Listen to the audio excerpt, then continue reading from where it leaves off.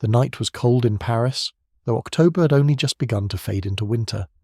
The streets lay dim and empty, the lamps burning low, when the soldiers moved quietly through the city. Their orders were precise, given in secret whispers days before. On that morning, Friday the 13th of October in the year 1307, they were to storm the houses of the Knights Templar. The commanderies of the order, stone fortresses marked by the Red Cross, were seized all at once, in a single breathless moment. Doors splintered under the weight of iron, torches flared against vaulted ceilings, and knights, men who had once marched at the head of crusading armies, found themselves dragged from their halls in chains. The chronicles of the day tell us that accusations fell heavy: heresy, blasphemy, secret rites in the dark. The Pope, Clement V, bowed to the will of King Philip of France and gave sanction to the arrests. Official records list the wealth seized, the lands claimed, the relics confiscated. They describe chalices, gold, vestments, and armour. And yet, within those same accounts, there is a silence. Inventories were written with the precision of a clerk's hand. Every chest, every coin, every acre of land was carefully tallied. But in some places, whole rooms were found empty. Chambers that should have held scrolls, codices, ledgers, or maps were bare. In one commandery, soldiers noted ashes in the fireplace, wax still soft upon half-melted candles, as if something had been destroyed only hours before. It is as though the knights knew what was coming. It is as though they had hidden the one thing too dangerous to be left behind. What vanished on that night? Not merely treasure, not merely relics. Some say it was knowledge. Knowledge guarded for nearly 2 centuries. Knowledge drawn from Jerusalem, Antioch, Acre, from the libraries of the East and the ruins of the ancient world. Close your eyes and imagine you are there. You walk behind the soldiers as they search the stone halls. The torchlight flickers against the walls and smoke curls upward into the rafters. In one vaulted chamber, a great oak door has been forced open. You step inside, expecting to see shelves lined with books, scrolls, diagrams. But there is nothing, only emptiness. The stone walls echo with silence. On the floor, fragments remain. A scrap of parchment, its ink blurred by fire. A faint sketch of intersecting circles, geometry that suggests the outline of a sphere. Nearby, blackened ash crumbles beneath your foot. Perhaps once the remains of a chart, or a set of instructions. You bend to look closer, but the soldier beside you pushes you forward, his armour clattering, his voice curt. Whatever was once here is gone. Gone or hidden. And that is where the story begins. Not in what was seized, not in what was burned, but in what vanished. The Templars had always been more than they seemed. To most they were warriors, men who bore the sword in defence of the Holy Land.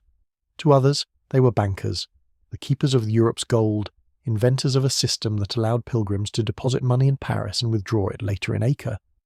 But to some, those who listened to whispers and fragments, the Templars were something more, guardians of secrets, custodians of forbidden knowledge. For nearly 2 centuries their knights had walked among scholars of the Islamic Golden Age. They had seen astrolabes sold in the markets of Jerusalem, had spoken with physicians who carried the works of Galen, had walked beneath the domes of Byzantine churches and the arches of aqueducts built by forgotten engineers. It would be naive to think they returned to Europe empty-handed. The question is not whether they learned, but what they preserved and what they chose to conceal. Imagine again that empty chamber. Picture the shelves as they might once have been. One scroll showing a design of gears interlocked, turning upon an axle. Another describing the stars traced with lines of latitude and longitude. Centuries before such mapping became common. A chest of manuscripts bound in leather, inked with diagrams of fire captured in glass, of light bent through polished crystal, of machines more devastating than trebuchets. And then imagine them gone, burned, hidden, or spirited away before the king's men could arrive. The silence left behind becomes a question that echoes through centuries. Was the fall of the Templars merely the result of royal debt and papal politics? Or was it something darker, a deliberate attempt to extinguish knowledge that could have altered the course of medieval life? Knowledge that threatened the power of both crown and church? The night of October 13th holds its weight because of that silence. The soldiers who stormed the commanderies found less than they expected. The records they left behind describe treasures oddly absent, inventories strangely incomplete. What they did not find has haunted the imagination ever since, for silence is never empty, silence invites speculation, And so, from this silence, our story begins. The Templars had risen from humble beginnings. They had walked a path that carried them from poverty to power, from devotion to suspicion, from the Temple of Solomon to the halls of kings. And at the heart of their story lies this mystery. Not what they possessed in plain sight, but what they guarded in shadow. In the chapters to come, we will follow that shadow across centuries. We will trace the whispers of forbidden knowledge, through the fall of crusader castles, through the secret tunnels of commanderies, through the sudden flowering of navigation in Portugal, and the quiet carvings of a chapel in Scotland. We will step carefully between fact and speculation, guided by echoes left behind in stone, in symbol, in silence. The fire that consumed their order was fierce, but the silence that followed was more enduring. And within that silence there lingers a question that has never been answered. What did the Knights Templar truly guard? The year was 1119. The dust of the First Crusade still lingered in the streets of Jerusalem. The city, scarred by war, was a place of both triumph and ruin. The holy site stood amid broken stones and half-burned homes. Pilgrims from across Christendom walked those roads, their footsteps heavy with devotion, but also with fear. For the roads were dangerous. Bandits haunted the hills, Saracen raiders struck without warning, and the long journey from port to shrine was fraught with peril. Amid this world of uncertainty, a small brotherhood was born. So small that few noticed them at first. They were not kings, not bishops, not wealthy lords. They were simply 9 men. Knights, yes, but knights without fortune, without banners, without the armies that had swept across the Levant only a generation before. Their leader was Hugues de Payan, a man of Champagne. By his side was Godfrey de Saint-Omer. The others, whose names drift faintly through the chronicles, joined them in a vow of poverty, chastity, and obedience. But they swore something more, to protect the pilgrims who came to the holy city, and to give their lives if necessary for that sacred duty. 9 men against a world, it should have been nothing, and yet history often begins in silence. They had no fortress of their own, no grand palace. Instead, King Baldwin II of Jerusalem, grateful for their devotion, granted them quarters in the ruins of the Temple of Solomon. It was a site already heavy with legend, a place where echoes of the ancient world still lingered. The Temple Mount, sacred to Jews, Muslims, and Christians alike, became the cradle of this fragile order. From those stones they took their name, the poor fellow soldiers of Christ and of the Temple of Solomon. Later, the world would know them simply as the Knights Templar. Close your eyes and imagine them. 9 men, clad not in finery but in patched armour, their horses thin, their cloaks faded by sun and dust. By day they rode the roads beyond Jerusalem, escorting pilgrims through barren hills, past wells where raiders might lurk. By night they prayed in silence, within chambers carved of ancient stone, beneath arches that had once echoed with chants thousands of years before. It is said that their poverty was so stark 2 knights often rode together on one horse. The image would later become one of their official seals. 2 men astride a single steed, a symbol of both humility and brotherhood. But to others, it hinted at something deeper: duality, unity, a secret bond. For nearly a decade they remained a small and almost invisible band. Yet even in those early years rumours stirred. Pilgrims spoke of their courage, how 9 men could scatter bandits from a caravan. Priests spoke of their piety, how they rose at night to pray. And others, whispering more softly, spoke of their residence atop the Temple Mount. What did they find in those ruins? What chambers lay beneath the stones where Solomon's temple once stood? Some say they dug tunnels by torchlight, descending into hidden vaults where relics or manuscripts of the ancient world had lain undisturbed. There are legends of scrolls preserved from the age of Solomon, of sacred objects carried away when Babylon conquered Jerusalem centuries before. Whether these are truths or only the shadows of imagination, the mystery clings tightly to their beginnings. 9 men dwelling above ruins where history and myth intertwined. For the chroniclers of the time, their humility was beyond doubt. They called themselves the poor knights. They begged for food. They wore hand-me-down armour, often dented and patched. Yet behind their poverty burned a devotion that drew notice. In 1129, a council at Troyes gave them official recognition. St. Bernard of Clairvaux, one of the most influential voices of Christendom, praised them as warriors of God, monks who bore the sword as prayer. With papal approval, they transformed from a fragile brotherhood into an order sanctioned by heaven itself. But in those first 10 years, before they were known across Europe, before their banner flew over castles, they were simply 9 men, alone in a city that trembled with both faith and fear. Picture them again, gathered at night in their quarters on the Temple Mount. The air is heavy with incense and dust. Candles burn low, their flames flickering against the rough stone. Hugues de Payan kneels, whispering a prayer. Godfrey stands guard at the doorway, hand on the hilt of his sword. The others are silent, their faces lined by shadows. What did they dream of in those hours? Were their prayers filled only with thoughts of pilgrims and roads, or did they already sense a greater destiny?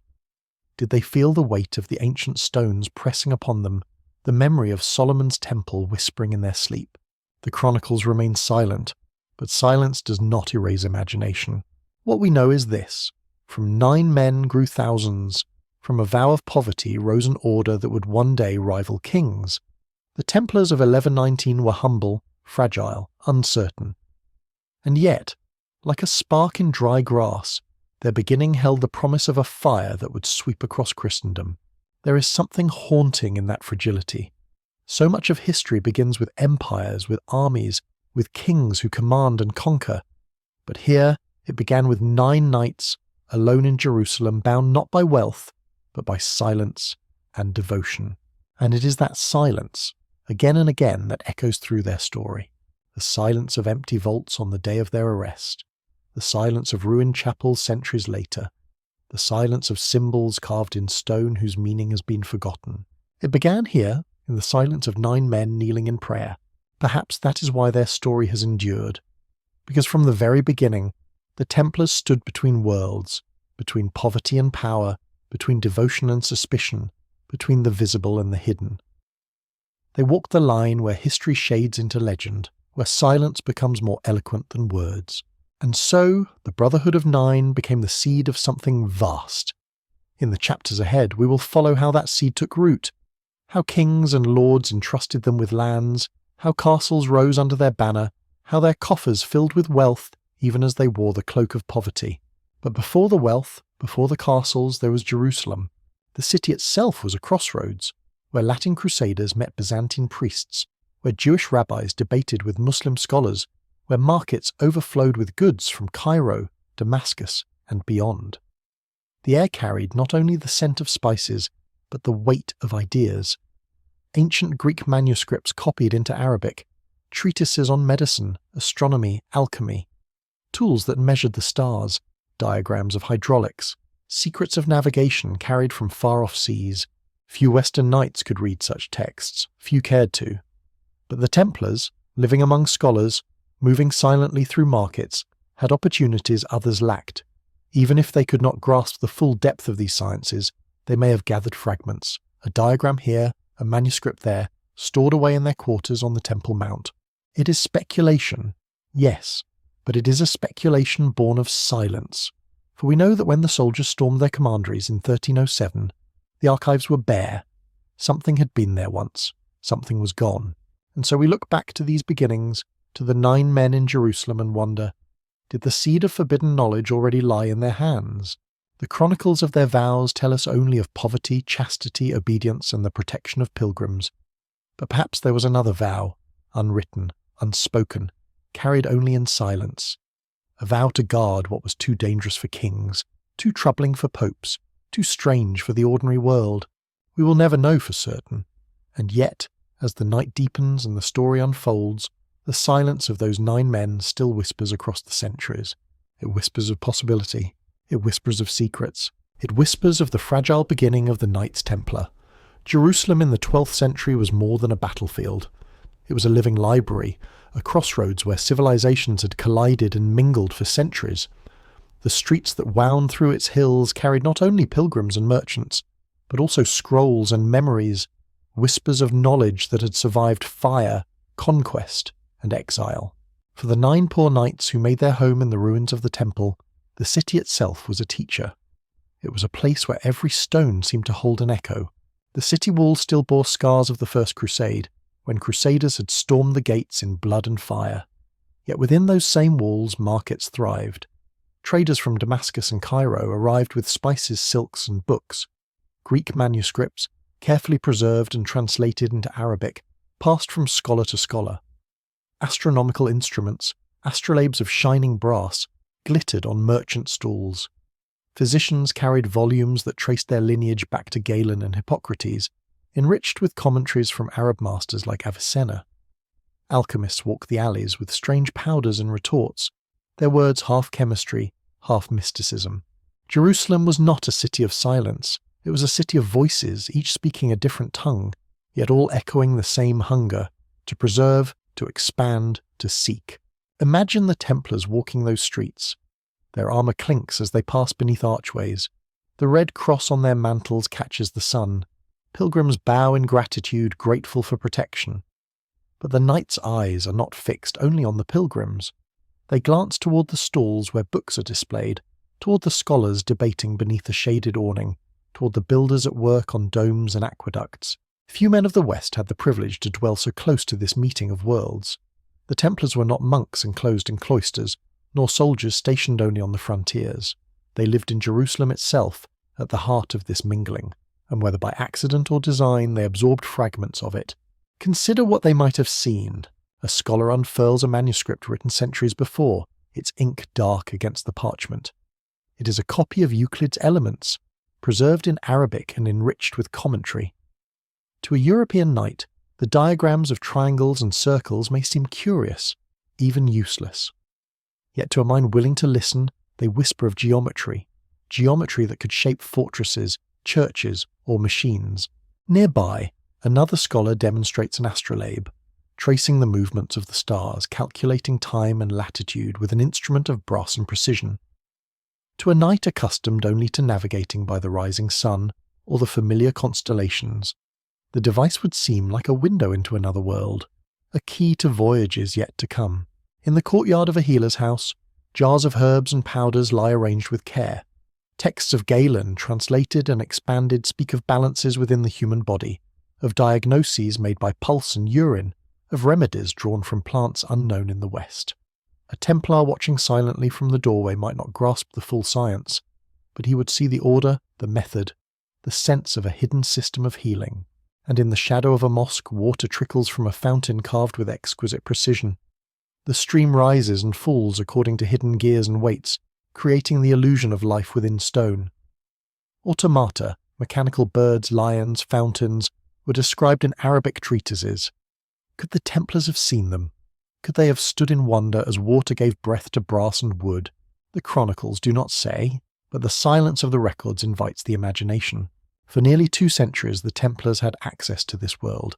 They rode not only on crusades but also through markets, libraries and palaces. They guarded pilgrims, but in guarding they also listened, watched, absorbed. To imagine they returned to Europe empty-handed is to underestimate them. Knowledge is not always a matter of books. Sometimes it is fragments carried in memory, a diagram hastily copied, a word overheard, a principle glimpsed. And such fragments, passed quietly through the halls of the temple, could grow into something more. Close your eyes and picture the quarters of the knights within the temple mount. Beneath the heavy stones, chambers echo with silence. Torches sputter, casting long shadows on the walls. A knight kneels beside a low table, parchment spread before him. On it, crude lines sketch the gears of an unfamiliar device. Another knight, leaning close, recalls the way he had seen water power turn a wheel in Damascus, and he attempts to trace it with clumsy strokes of ink. Perhaps they did not understand everything, but perhaps they preserved enough. It is here that speculation blooms. Were the Templars merely warriors and bankers, or were they also gatherers of knowledge, silent archivists of ideas forbidden by the Church? The possibility unsettles, for knowledge is power, and to hold knowledge not sanctioned by pope or king is to hold a weapon greater than any sword. Let us walk again through the city. The air is thick with incense from churches, the call to prayer from minarets, the chants of Jewish scholars studying Torah. Cultures overlap like layers of parchment, each bearing words in a different script, and the Templars, those 9 poor knights, and later the hundreds who joined them, stand at the centre of it all, silent, watchful, absorbing. One can almost hear the whispers they carried back across the sea. In Europe the sciences had dimmed. Much of ancient knowledge had been lost in the collapse of Rome, or confined to monasteries where few dared to read beyond the sacred texts. The Templars, however, had access to another current, flowing directly from the east. They had seen libraries where Aristotle and Plato were studied, not as relics but as living voices. They had walked among men who charted the stars not for poetry, but for navigation. They had glimpsed engineering that built fountains and clocks, alchemy that experimented with powders and fire. When they returned to Europe, what did they carry with them? A fragment of geometry might become the inspiration for a round chapel. A scrap of astronomical lore might inspire a navigator centuries later. A method of ciphers and symbols might be woven into their banking ledgers, their rituals, their seals. It is tempting to weave too much from too little. Historians caution against assuming too much, but legends grow from silence, and silence surrounds the Templars. Think of their emblem, the Red Cross. To most it was a mark of martyrdom, a vow to die for Christ. Yet to others it was geometry, a meeting of vertical and horizontal heaven and earth. Think of their round churches, echoes of the dome of the rock. Was it mere imitation? Or was it a deliberate preservation of sacred geometry, the proportions of antiquity carried into Christian stone? Symbols, architecture, rituals, all may have carried fragments of that knowledge. The city of Jerusalem was the crucible. It was here that the order drew not only its name, but perhaps its first breath of forbidden wisdom. It was here that 9 poor knights walked among treasures that could not be measured in gold. And it was here that silence began to settle, for the chronicles speak little of what they learned. They tell us of vows, of battles, of papal approval. They do not tell us what passed from scholar to knight, from manuscript to memory. But silence, as always, is fertile. Imagine again those chambers on the Temple Mount. At night the candles flicker. The knights remove their armour and kneel in prayer. Their voices murmur softly, Latin words echoing in stone. Yet perhaps, when prayers are finished, one man unrolls a parchment. On it are circles and lines that no priest has blessed, diagrams of balance and proportion. Another leans close, tracing the shapes with his finger, whispering of a device he once glimpsed in Antioch. They do not speak of it openly. They do not record it in chronicles, they carry it in silence. And centuries later, when soldiers burst into their halls in 1307, it is that silence they find. Empty shelves, ashes in the fireplace, wax melted but still warm. What had once been there is gone, spirited away into darkness. The seed was planted here in Jerusalem, the crossroads of knowledge. From 9 men grew a network that stretched across continents. From the ruins of the temple rose a brotherhood that would one day rival kings. And at the heart of it, always, was silence. Silence that may have concealed not only vows, but fragments of knowledge too dangerous to reveal. As we move forward in their story, remember this city. Remember the voices of the market, the chants of the scholars, the shimmer of brass instruments beneath the sun. Remember the ruins of the Temple Mount, heavy with history, where 9 poor knights kept their watch. For it is here that their legend took root, a city that preserved the memory of antiquity, that whispered of healing, of stars, of machines. A city that offered more than relics of faith, it offered fragments of power. And perhaps the Templars, silent and watchful, listened more closely than we will ever know. The Templars had begun with nothing. 9 knights without wealth, sharing horses, living in borrowed chambers within the ruins of Solomon's temple. Their poverty was not symbolic. It was real. They called themselves pauperes cum militones Christi, the poor fellow soldiers of Christ. And yet, within a generation, their name was whispered not only on battlefields but in treasuries. They became the keepers of coin, the bankers of Europe, the trusted guardians of wealth from kings to peasants. How did this transformation occur? How did 9 men, bound in vows of poverty, become the richest and most feared order in Christendom? It began, as so often, with trust. Pilgrims came from across Europe to the Holy Land. They travelled for months carrying whatever wealth they possessed, gold, silver or goods, to sustain their journey. But the roads were treacherous. Bandits haunted the passes and armies clashed across the fields. Many never reached their destination, their possessions stolen, their lives cut short. The Templars offered something revolutionary. Safety not only of the body but of wealth. A pilgrim could deposit money in a Templar house in Paris, London or Rome. In exchange he would receive a letter, marked with symbols and seals known only to the order. Carrying this parchment he could travel unburdened, free of gold that might tempt thieves. When he reached Acre or Jerusalem, He presented the letter, and the Templars there would pay him the equivalent amount. It was the beginning of a banking system, a network of deposits, withdrawals, and letters of credit that spanned the continent. To us it seems ordinary, but in the 12th century it was astonishing.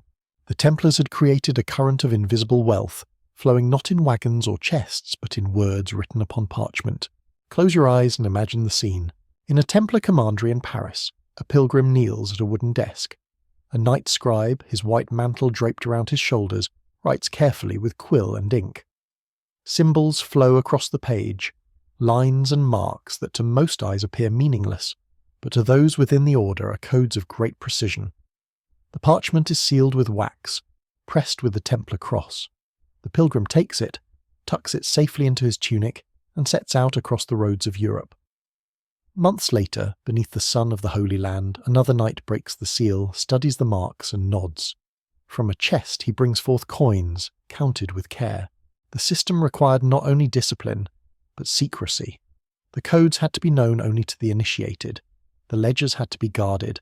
And so, little by little, the Templars became custodians not only of wealth, but of symbols that may have carried knowledge hidden from outsiders. Some chronicles whispered that their ledgers contained more than numbers. Alongside the lists of deposits and debts, there were strange diagrams, geometries, intersecting lines, symbols that resembled stars or wheels. Were these merely marks of calculation, or fragments of another kind of knowledge woven quietly into the fabric of finance? We cannot know, but the rumour lingers. What is certain is that wealth followed trust, and trust followed discipline. Lords and kings began to entrust their treasuries to the order. Nobles donated lands and castles, confident that the Templars would defend them or put them to use. Monasteries left their revenues in Templar hands, knowing that the knights answered only to the Pope, and so were shielded from local corruption. Within a century, the order controlled vast estates, vineyards in France, sheepfolds in England, mills along Spanish rivers, olive groves in Italy. Their castles dotted the landscape like a constellation of stone, and with wealth came power. Imagine riding through Europe in the mid-1100s. Across France, small villages are marked by fields belonging to the temple. In London, a round church rises, echoing the holy sites of Jerusalem. In Spain, a fortress towers above the hills, its banners marked with the Red Cross. Everywhere the presence of the order is felt, not only as warriors on crusade, but as landlords, farmers, bankers, and builders. The transformation was astonishing, from poverty to empire in a single lifetime. And yet, there is something curious in the way it unfolded, for their innovations in finance seem almost too advanced for their time. Letters of credit, coded ledgers, networks of trust, these are the instruments of a modern world centuries before the Renaissance. Where did they come from? Were they born purely of necessity? Or did the Templars, through their contact with scholars of the East, learn methods unknown to Europe? Some historians suggest they foreshadowed double-entry accounting, a system not widely used until centuries later. Others believe they devised ciphers to protect correspondence, long before cryptography became a science. If so, then their banking was not only practical, but intellectual, an application of knowledge drawn from traditions outside the boundaries of medieval Christendom. Their wealth was not merely gold, it was knowledge guarded in silence. And that knowledge shaped not only their finances, but their architecture. In the round churches they built, in the careful alignment of chapels to the rising of the sun, in the tunnels carved with uncanny precision beneath their commanderies, we glimpse a pattern. As if the same hands that guarded ledgers also guarded geometry, astronomy, and hidden codes. Was it coincidence that their banking system and their architecture both bore marks of precision and secrecy? Or was it the same current flowing through different channels, fragments of knowledge absorbed in Jerusalem, carried into Europe, and applied wherever the order held sway? The chronicles do not answer. They tell us only that the Templars prospered. By the late 12th century, monarchs themselves became entangled in their wealth. Kings borrowed from the order to fund wars. Princes mortgaged lands. Even rulers who distrusted the knights found themselves dependent upon them. The Templars had become not only warriors and guardians, but creditors. It was a dangerous position, for kings do not love their creditors. But in those years the order stood untouchable. Their coffers were deep, their castles strong, their ships sailed from Atlantic ports. The Pope himself declared them answerable only to him, immune from the interference of bishops and princes. The poor fellow soldiers had become something else entirely, a power that rivaled kingdoms, and yet, beneath the wealth, the vow of poverty remained. The knights themselves lived simply. Their mantles were white, their crosses red, their meals plain. They were forbidden to gamble, forbidden to hunt, forbidden to pursue wealth for their own sake. They might ride at the head of armies, but their beds were hard and their clothes coarse. It was the order that grew rich, not the men, and perhaps that was the greatest secret of all. For while kings envied their wealth, while nobles whispered of their treasures, the knights themselves lived as though nothing had changed. Cloaked in humility, they concealed the empire they had built. But empires built in silence cast long shadows. The Templars' financial power would one day be their undoing. Kings who owed them debts would come to see them not as allies, but as obstacles. Rumours of hidden riches would fuel envy and suspicion, and whispers of forbidden knowledge, woven into their ledgers and symbols, would become weapons against them. For now, though, in the 12th and 13th centuries their power grew unchecked. From poverty to empire, from 9 knights to thousands, from a borrowed chamber in Jerusalem to a network that spanned Christendom. Picture it once more. A pilgrim stands in a Templar chapel in France. He has deposited his coin, received his parchment, and now prays before setting out across the seas. Above him, the stone vaults curve into a perfect circle, echoing the geometry of Jerusalem. On the walls, faint carvings of stars and crosses shimmer in the candlelight. In the treasury below, ledgers lie locked in iron chests, their symbols known only to the order. The pilgrim kneels in faith, the knight stands in silence, and between them flows a current invisible yet unstoppable. Trust, wealth, knowledge. The poor knights had become guardians of more than pilgrims. They had become guardians of a system that changed the world. But with every step into power, they drew nearer to suspicion. For wealth breeds envy, and secrecy breeds fear. And the Templars, though cloaked in humility, carried both in abundance. In time, that envy would ignite, and when it did, the silence that once protected them would become the very silence that condemned them. But that is a tale yet to come. For now, remember this. 9 knights who had nothing became the masters of a financial empire, and within their ledgers, their symbols, their geometry, there may have been more than numbers. There may have been fragments of forbidden knowledge, guarded in silence, waiting for the moment when silence itself would be broken. The wealth of the Templars was measured not only in gold or land, but in stone. Castles rose across Europe under their banner, strongholds that guarded roads, harbours, and borders. Yet among their many constructions, one form stood apart, a design both simple and profound, echoing a geometry far older than the order itself, the round church, where most churches of medieval Europe followed the long rectangular nave, with aisles leading the faithful toward an altar at the eastern end. The Templars often chose another path. They built sanctuaries that were circles within circles, domes upon pillars, echoing the form of the Church of the Holy Sepulchre in Jerusalem and the dome of the rock that stood nearby. It was a choice that spoke not only of faith, but of memory. Close your eyes and imagine stepping into such a church. The air is cool, scented with wax and stone dust. Light falls from small windows high above, filtering down in shafts that strike the curved walls. Your footsteps echo strangely. Each sound returns to you, layered and soft, as though the stones themselves are whispering. Here, in this circle of stone, prayer is not only spoken, it resonates. The Templars understood this. Whether through deliberate design or through intuition, their round churches became chambers of resonance, spaces where sound itself was transformed. A chant begun by a single voice would multiply as it rose into the dome, returning in waves shimmering like the echo of eternity. To the ordinary faithful, it was awe. To the initiated, perhaps it was something more, a demonstration of principles half understood, a glimpse of resonance, vibration, energy. Consider London's Temple Church, built in 1185. Its round nave still stands, a circle of columns supporting a vaulted ceiling. Pilgrims who entered there centuries ago must have felt the strangeness of it, the difference from other churches. Beneath the floor lie effigies of knights carved in stone, their hands folded on swords, their faces calm in eternal repose. Above them, the circle of the dome seems to enfold both the living and the dead, a geometry of continuity. Or think of the Convent of Christ in Tomar, Portugal, where the circular corolla still rises like a crown of stone. Its columns are carved with figures, its ceiling painted with symbols that blend sacred and esoteric. Scholars have long debated whether the proportions of the building encode mathematical ratios, hidden harmonies of number and form. To walk within it is to feel that one has stepped not only into a church, but into a diagram. And then there is Metz in France, where the Templar chapel aligns not only with the east, as custom demanded, but with the rising of the midsummer sun. When the first light of dawn strikes the circle, it illuminates the altar in a blaze of gold. Coincidence? Or knowledge preserved from older traditions where solstice and stone were bound together? The chronicles are silent, but the stones speak. Roundness itself carries meaning. In the medieval mind, the circle was perfection, eternity, the image of heaven. To build in circles was to step away from the earthly rectangle and into a geometry of the divine. And yet, the Templars' circles were not only theological, they were practical. In battle, round towers resisted attack more effectively than square ones. In architecture, circles distributed weight evenly, allowing domes to rise higher. But what if there was more?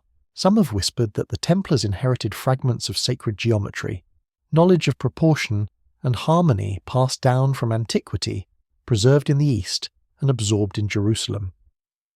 Their round churches, in this view, were not merely imitations of holy sites, but deliberate echoes of cosmic order. The ratio of pillar to dome, the alignment of windows, the proportions of the sanctuary, each a code written in stone, and sound itself became part of the mystery. In some round churches, the acoustics create curious effects. A whisper at one point can be heard clearly across the circle. A chant can seem to hover in the air long after the voice has ceased. To the faithful, this was a marvel. To the curious, it was a sign that the Templars knew something of resonance, of vibration, perhaps even of forces unseen. Imagine again standing within such a space. The candlelight flickers against curved walls. Your breath carries, soft but amplified. You feel the air tremble with echoes. It is as though the church itself is alive, listening, responding. Did the Templars understand what they had created? Or did they merely sense that circles carried a power rectangles could not? We cannot know, but in their silence the possibility lingers. Symbols too adorn these spaces. The red cross on white mantles was simple, stark, unforgettable. Yet within their churches other patterns appear, intersecting circles, stars carved into stone, spirals and flowers woven into decoration. Were these only ornament, or fragments of a hidden code? At Rosslyn Chapel in Scotland, often linked, rightly or wrongly, to Templar survival, carvings of maize and aloe appear, plants unknown in Europe before Columbus. How could such images have been carved in the 15th century? Did builders inherit fragments of maps, charts of lands across the ocean carried silently from the east? Or are we merely seeing coincidence, imagination carving too much from stone? Speculation persists because silence allows it. What cannot be explained becomes a doorway to wonder. And the Templar circles invite wonder. Think of their round churches as instruments. Just as a lute or a harp produces music when strings are plucked, so these stone circles produced resonance when voices rose in prayer. They were not only places of worship, they were places of vibration, where stone and sound intertwined. To the medieval faithful, this may have been no more than awe, but to those who walked quietly in the shadows, it may have been a demonstration of principles long forgotten. Geometry, sound, alignment, these are not weapons of war, they are tools of knowledge, and knowledge, in an age of suspicion, could be more dangerous than any blade. Perhaps that is why the Templars kept silence. Their round churches scattered across Europe became silent witnesses to their legacy. They still stand, though centuries have passed. Tourists walk their aisles. Scholars measure their proportions. Musicians marvel at their acoustics. And still, the question lingers. Were these circles merely echoes of Jerusalem or codes written in stone? The answer lies in silence. Picture yourself stepping into one now at dusk. The last light of day filters through a small window, casting a circle of gold upon the floor. The air is cool, heavy with age. Your footsteps echo softly. You pause, listening. Somewhere in the silence you imagine the faint trace of a chant, the murmur of voices long gone. The circle seems to hold it, as though time itself has folded into the stone. The Templars are gone, burned and broken centuries ago, but their circles remain. Circles that whisper of eternity, of geometry, of secrets too fragile for parchment, but too enduring for fire. When the soldiers stormed the commanderies in 1307, they could seize gold, land, men. They could burn books, torture knights, erase records, but they could not burn stone. And so the circles endured, silent witnesses, carrying within them patterns whose meaning may be forgotten, but whose presence cannot be erased. Perhaps this was the true wisdom of the Templars, that stone outlasts fire and silence outlasts words. In their round churches, in their circles of stone, they left a whisper carved into eternity. And if you stand within one late at night when the candles burn low and the world is quiet, you may still hear it. Not with your ears, but with your bones, with the silence that resonates inside you. The Templars are gone, but their circles endure, and in those circles the story continues. Power is seldom held in a single fortress, nor in a single chest of gold. True power flows through networks, hidden threads that bind far-flung places together, so that what is done in one corner of the world echoes in another. The Knights Templar understood this better than most. By the height of their order, in the 12th and 13th centuries, they had woven a web across Christendom and beyond. Castles in the Holy Land, preceptories in France and England, estates in Spain and Portugal, ports on the Atlantic coast, treasuries in Italy and outposts in Cyprus. Each house of the temple was more than a building. It was a node in a vast circuit, a link in a chain that stretched from London to Jerusalem, from Paris to Acre, from the green hills of Ireland to the deserts of Syria. Together, these nodes formed a network that moved men, money, and perhaps something more elusive: knowledge. Close your eyes and picture it. A courier departs from a Templar commandery in Burgundy. He carries a sealed letter written in cipher, its wax pressed with the red cross. He rides swiftly across the countryside, passing from village to village, his path secured by the protection the order commanded. Days later he reaches another house of the temple. There another rider waits, ready to carry the letter onward. In this way, messages could travel from Paris to the coast, from the coast to Cyprus, and from Cyprus to the very gates of Jerusalem. In an age when communication was slow and uncertain, the Templars created a channel as swift as it was secure. Kings themselves envied such efficiency, but their network carried more than letters. Pilgrims entrusted them with deposits, and across this web wealth flowed invisibly, carried not in wagons but in words. Armies could be supplied, fleets provisioned, castles repaired, all through orders written on parchment travelling from one node to another. And beneath the visible transactions there may have been others, quieter still. Imagine a chest, not filled with coins, but with manuscripts. Within it lie diagrams copied in Jerusalem, maps traced from Arabic sources, fragments of Greek philosophy preserved through Islamic scholars. The chest is sealed, loaded onto a cart and carried under guard across the Mediterranean. It arrives in a Templar commandery in Italy, where scribes in silence unroll the parchment and copy its contents before passing it onward.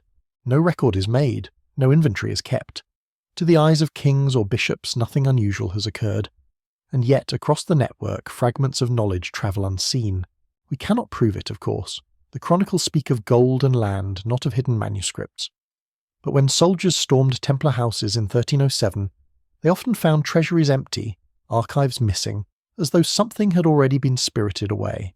It is tempting to imagine that the network of the temple was not only financial and military, but intellectual. Consider the speed with which they could move resources. A message sent from London could reach Paris in days, and from there be carried to the Mediterranean ports. From Marseille or La Rochelle, Templar ships sailed with cargo known only to their captains. To outsiders it was grain, wine, cloth. But what else might have been hidden in those holds?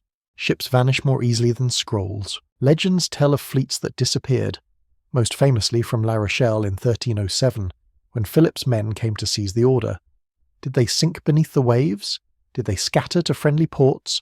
Or did they sail into the Atlantic carrying treasures and secrets beyond the reach of kings? Such tales persist because they fit the pattern, a network too vast to be destroyed in a single night. Walk with me now through a Templar commandery in England. The air smells of hay and horses. Fields stretch beyond the walls dotted with sheep. Within the enclosure, barns store grain, stables shelter mounts, and a small chapel rises in stone. It seems simple, practical, almost monastic. But beneath the ground, tunnels lead to storerooms carved into rock. Chests lie there, sealed with wax, their contents unknown. Only the master of the house holds the keys, and he answers to no local lord, only to the Grand Master far away. The commandery is one link in the chain. Its wealth and secrets flow outward, upward into the larger circuit. A single village may seem insignificant, but when joined to hundreds, it becomes a river. Now walk through another, far away in Spain. Here, olive groves surround the walls, and Moorish engineers have taught new methods of irrigation. The Templars adopt them quickly, building channels and reservoirs that outlast generations. Knowledge flows here too, not in books but in stone and water, in the practice of techniques borrowed from another world, and once again the commandery becomes a node, passing lessons onward through silence. By the 13th century, the network of the temple stretched across Europe like veins across a body. It gave the order its strength. With it they could raise armies in months, supply castles in weeks, and command fleets in days. No king possessed such reach. No other order moved so swiftly. And yet, their strength was also their danger. For kings saw in this network not trust but threat. To Philip therefore France, who borrowed vast sums from the temple, the order's independence was intolerable. To bishops excluded from their authority, the secrecy of their commanderies was suspicious. To ordinary villagers, their rituals and codes seemed strange, otherworldly. Secrecy, once their shield, became the seed of fear. But before the storm of 1307, the Templar network thrived. Within it, wealth, men, relics, and perhaps knowledge flowed unseen. And like all networks, its power lay not in any single part, but in the whole. Imagine the map of Europe and the Mediterranean. Trace upon it the castles of the order, the preceptories, the ports, the farms, each a small flame. Alone, each is weak. Together, they form a constellation, shining across continents. That constellation was the true power of the Knights Templar. It made them indispensable to pilgrims, to lords, to kings. It made them rivals to monarchs and creditors to thrones. And it made them guardians of silence, for what passed through the network was known only to them.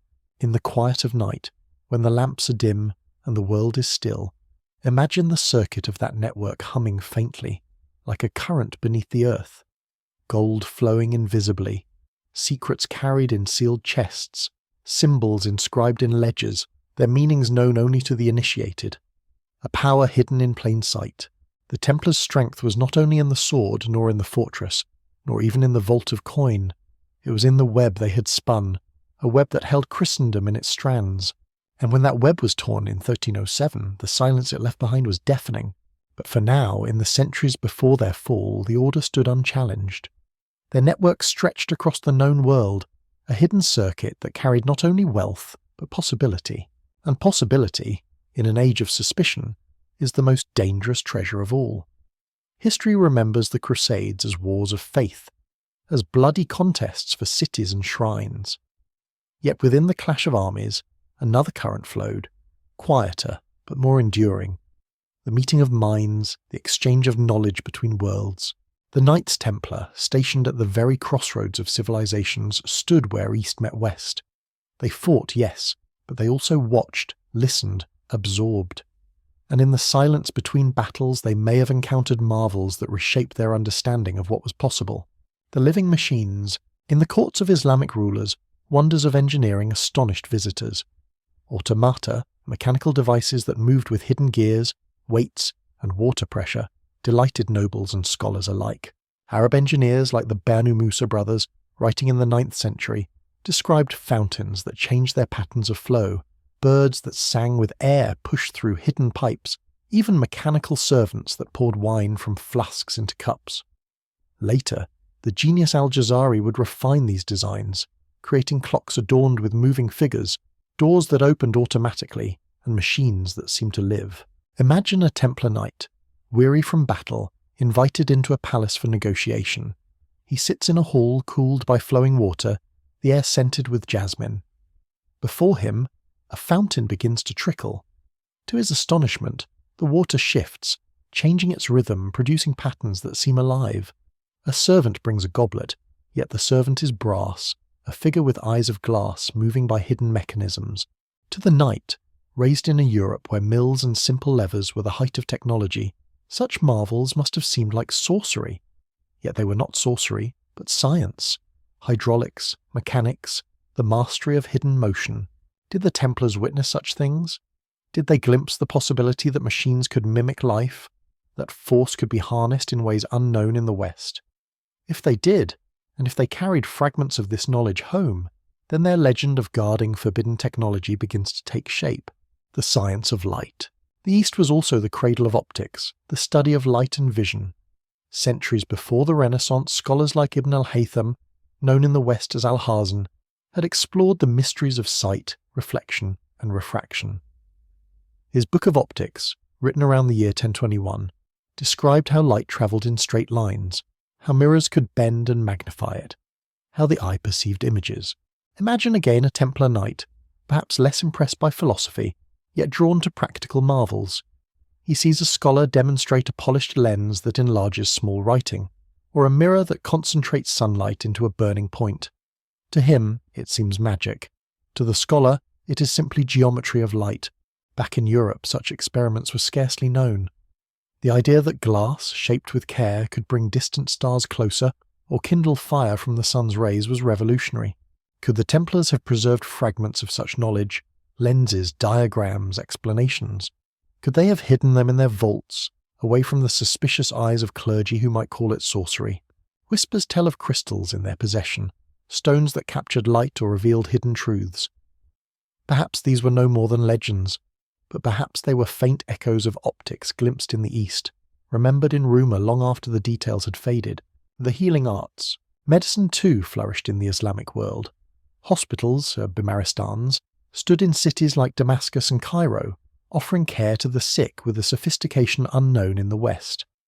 Physicians studied not only the ancient works of Galen and Hippocrates, but also the contributions of Avicenna, Rolzes, and others who expanded the art of healing. They wrote of contagion, of surgical techniques, of remedies drawn from hundreds of plants. They measured pulses, prescribed diets, observed symptoms with keen eyes. In their hospitals, patients were treated according to categories of illness, with wards for fevers, for wounds, for the mentally troubled. Music was sometimes used as therapy. Clean water flowed through aqueducts to wash wounds.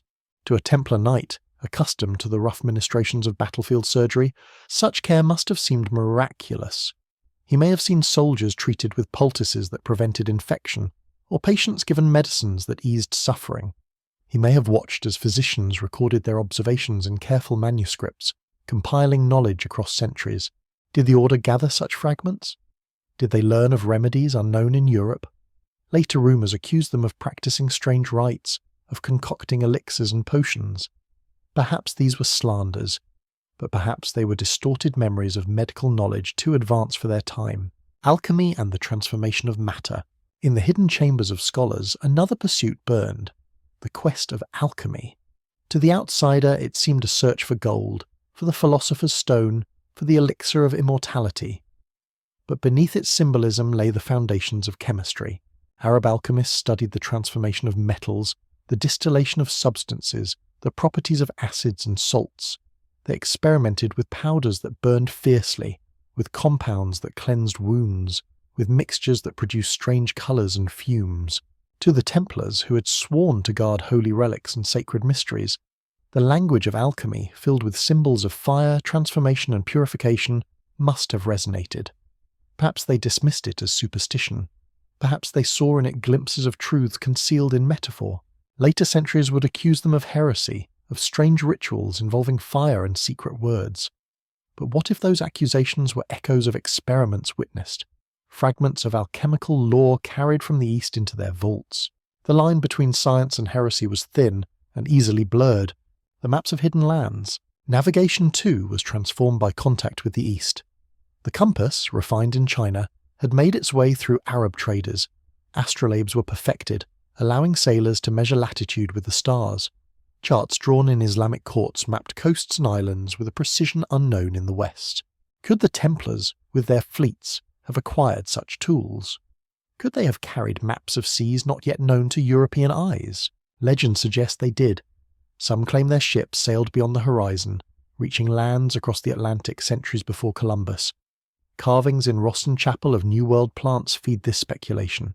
Whether truth or myth, the possibility lingers that the Templars, through their encounters with the East, inherited knowledge of navigation that later blossomed in the Portuguese Age of Discovery. The silence that follows, all these fragments, machines, optics, medicine, alchemy, navigation, were part of the world the Templars inhabited. They did not create them. They may not have understood them fully, but they had access, they saw, they listened, and perhaps in silence they preserved. What happened to these fragments?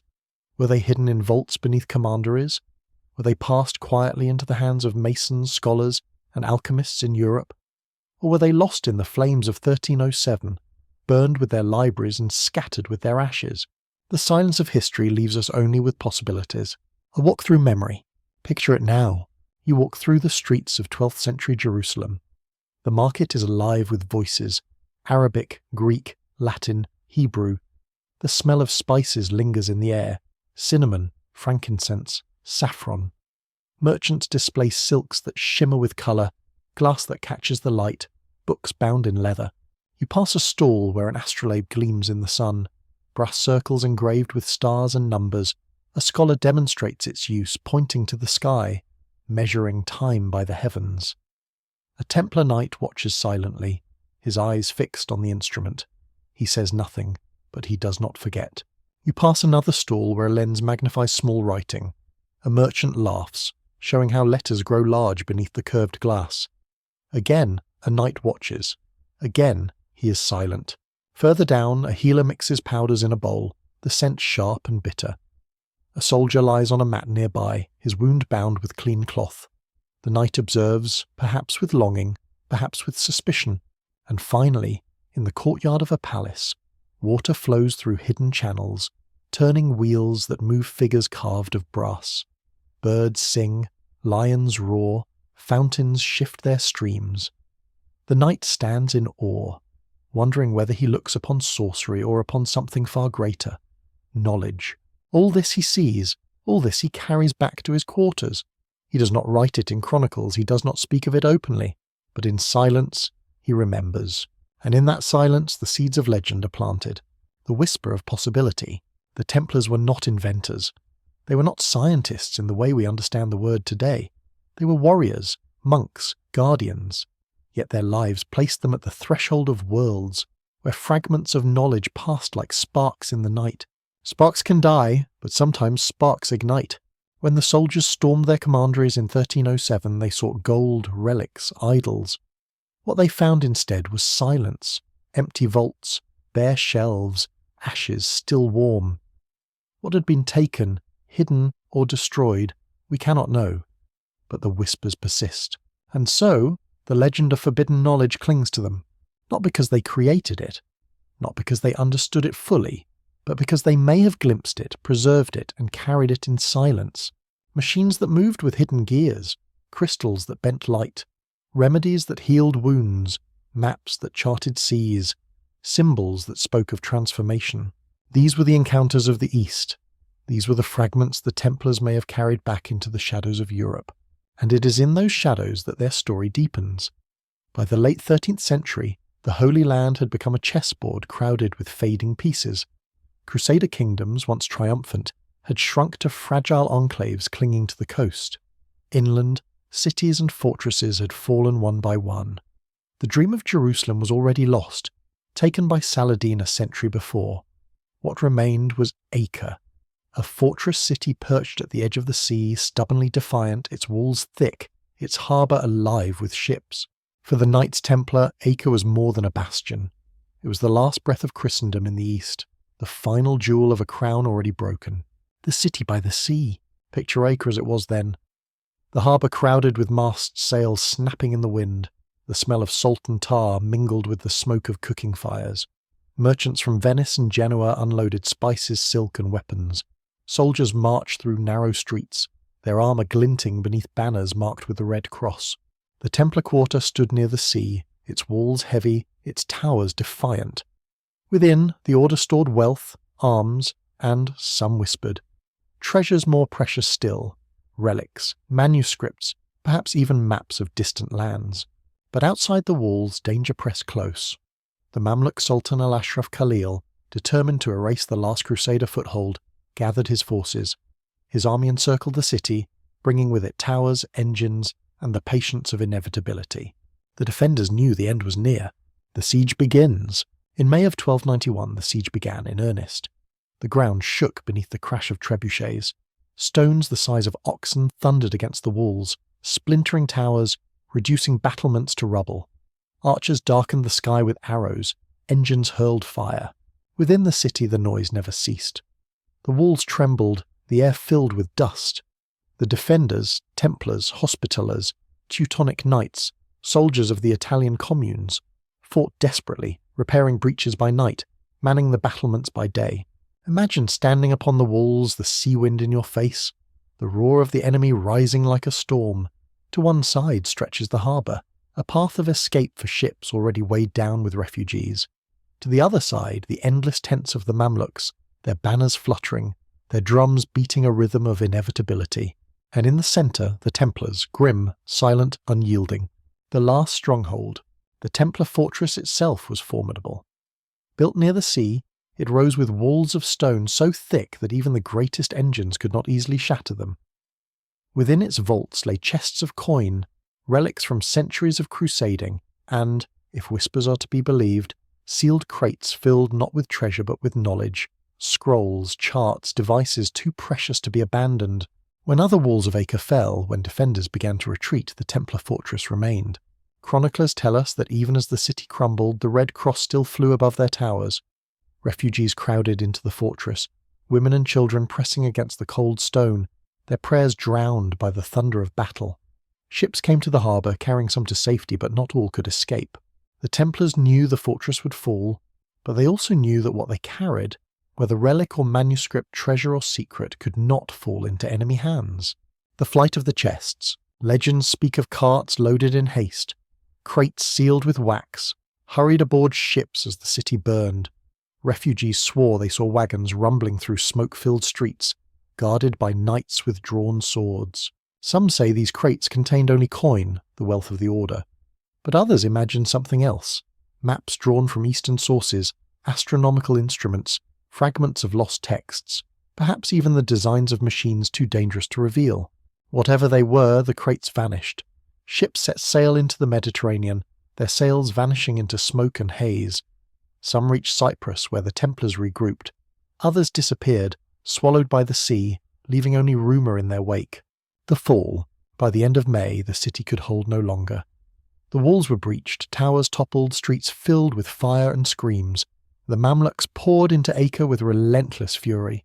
The Templars fought to the last. Their fortress, surrounded, resisted even after the rest of the city had fallen. Chroniclers describe how they fought hand to hand in corridors filled with smoke, how they refused to yield even as the walls shook beneath the blows of siege engines. And then collapse. The fortress crumbled into the sea, its stones dragged down by fire and fury. Some say the knights deliberately destroyed it, choosing to die rather than surrender. Others claim the Mamluks brought it down with tunnels and fire.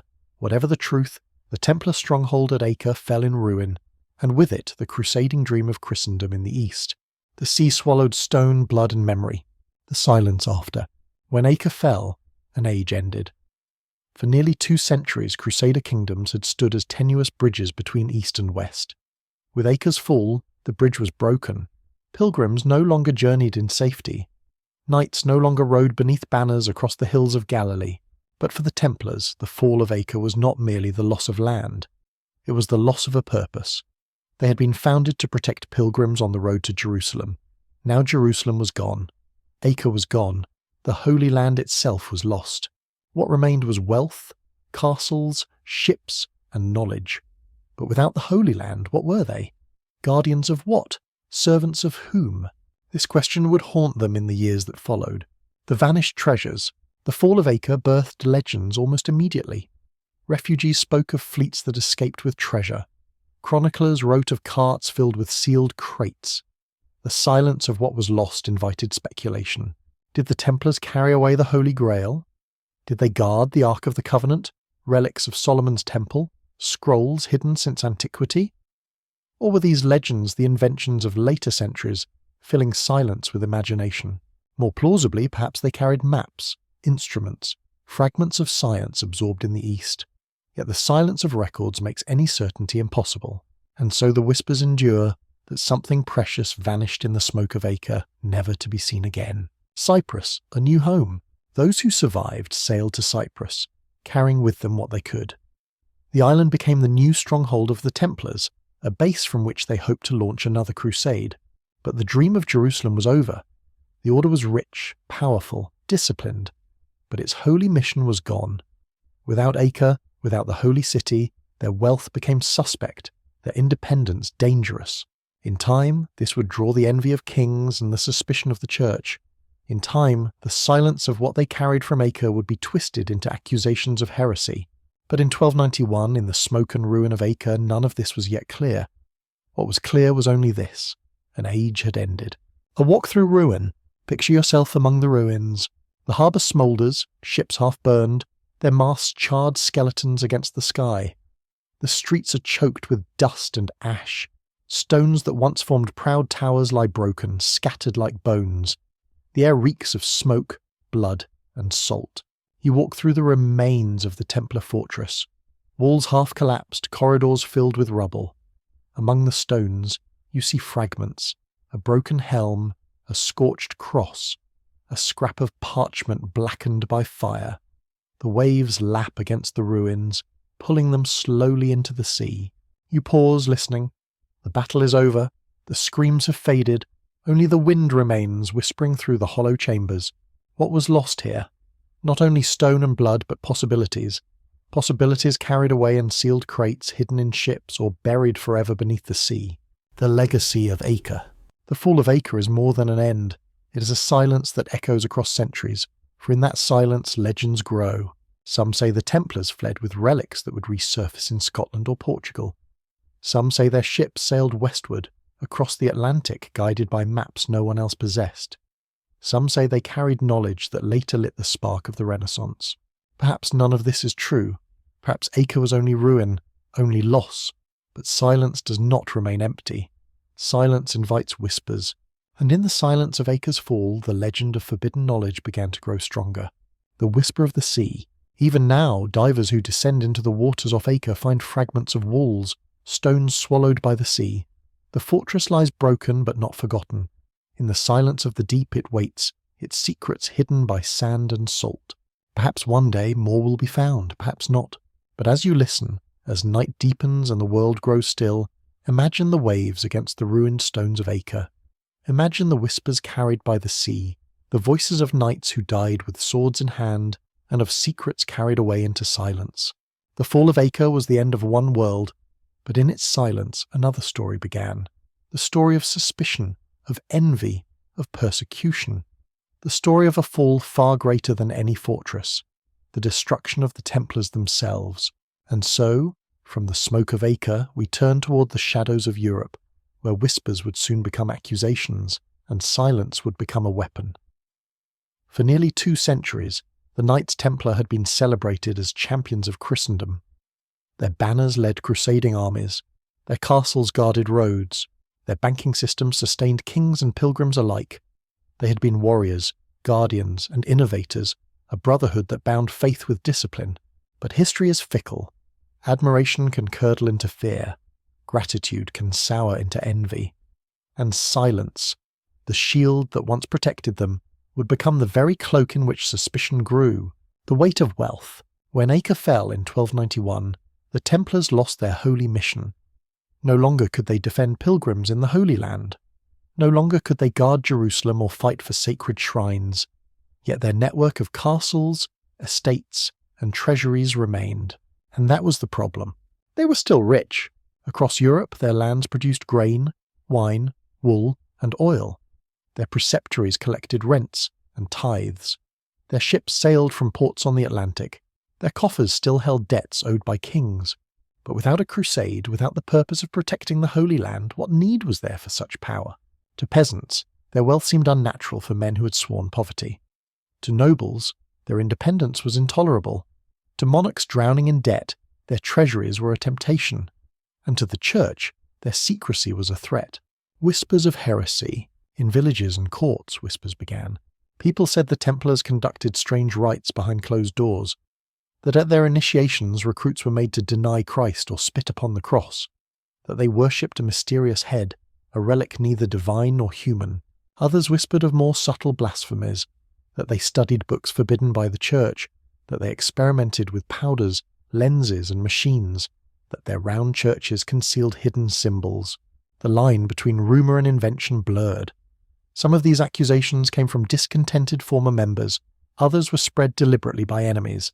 Still others grew from simple imagination, filling the silence of the order with shadows of fear.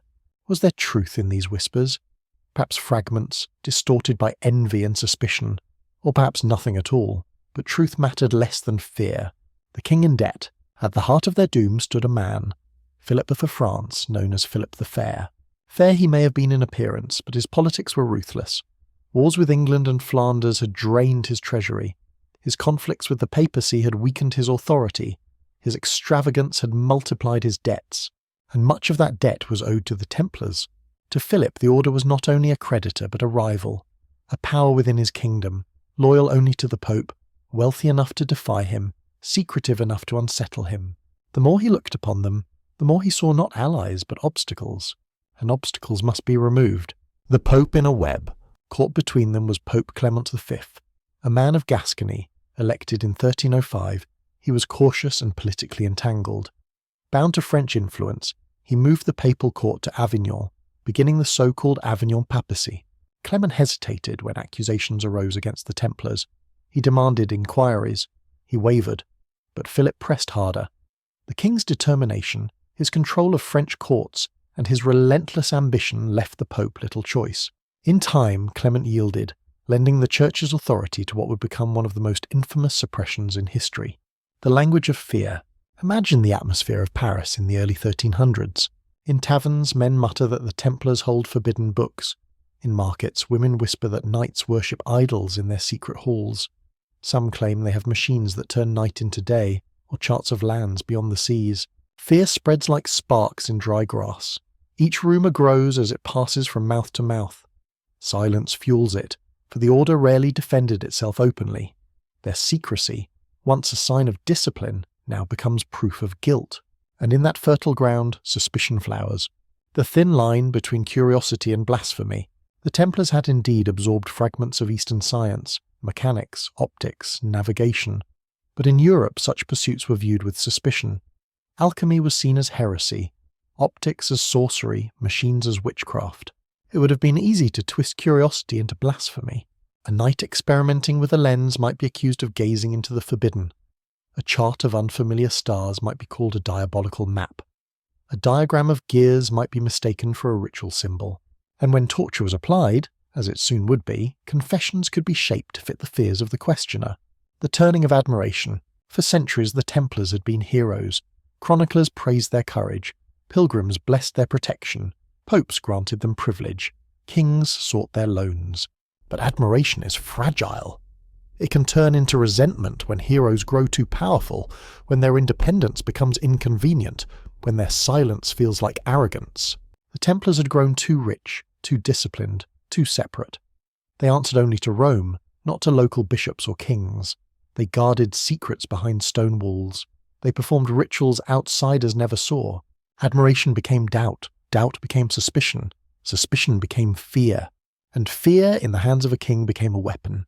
The silence before the storm. In the years after Acre's fall, the order still flourished outwardly. Their castles stood firm. Their lands produced wealth. Their ships sailed from harbours. But beneath the surface, the tide was turning. Philip's debts deepened. The Pope wavered. Rumours thickened. The knights themselves seemed unaware, or unwilling to believe, that the world could turn against them. They trained, prayed, managed estates, maintained their discipline. They trusted their vows, their reputation, their centuries of service.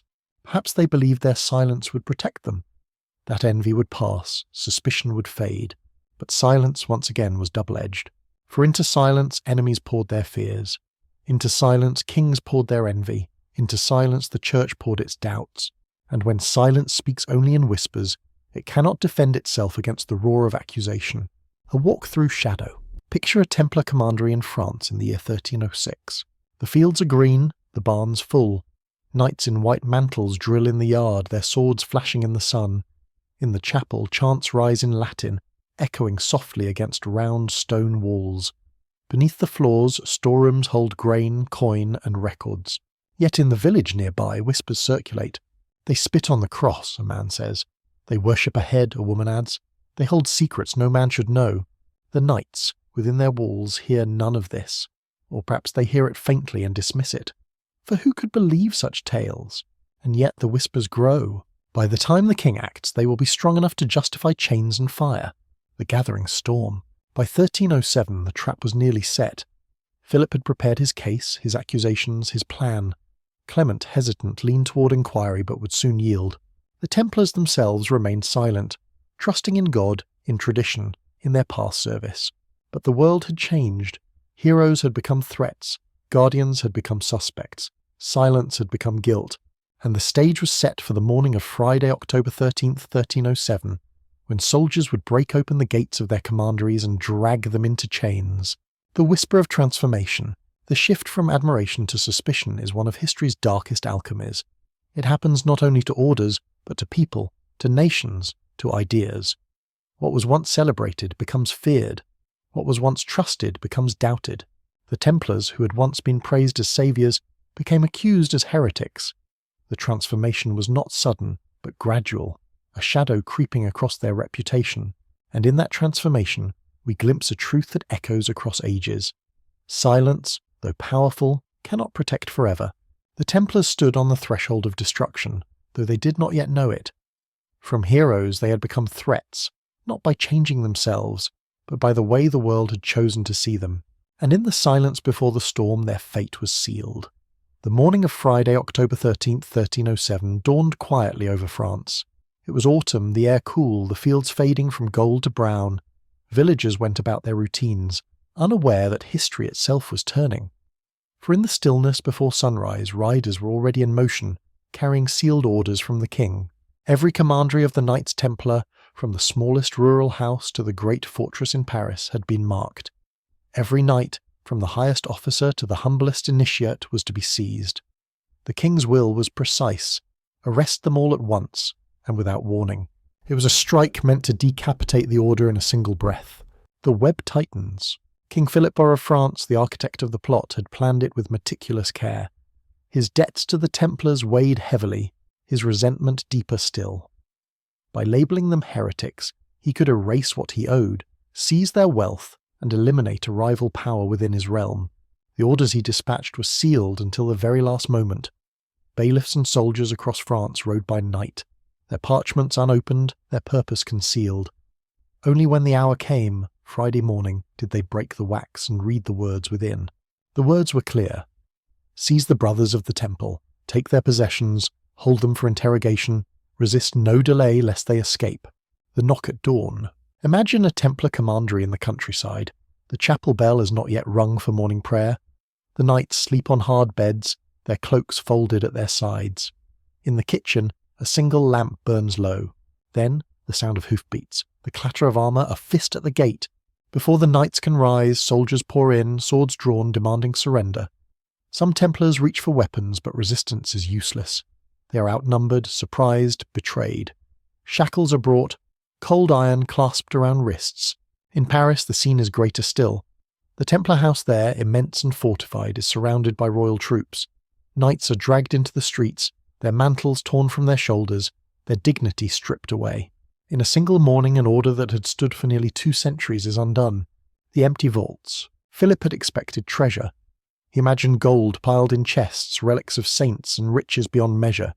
He had heard the rumours of hoarded wealth, of ships laden with silver, of relics hidden in vaults.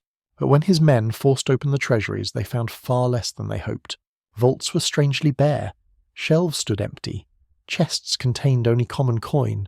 In some places, fireplaces still glowed faintly with ash, as though documents had been burned in haste. Wax pooled upon stone floors, candles melted to stubs.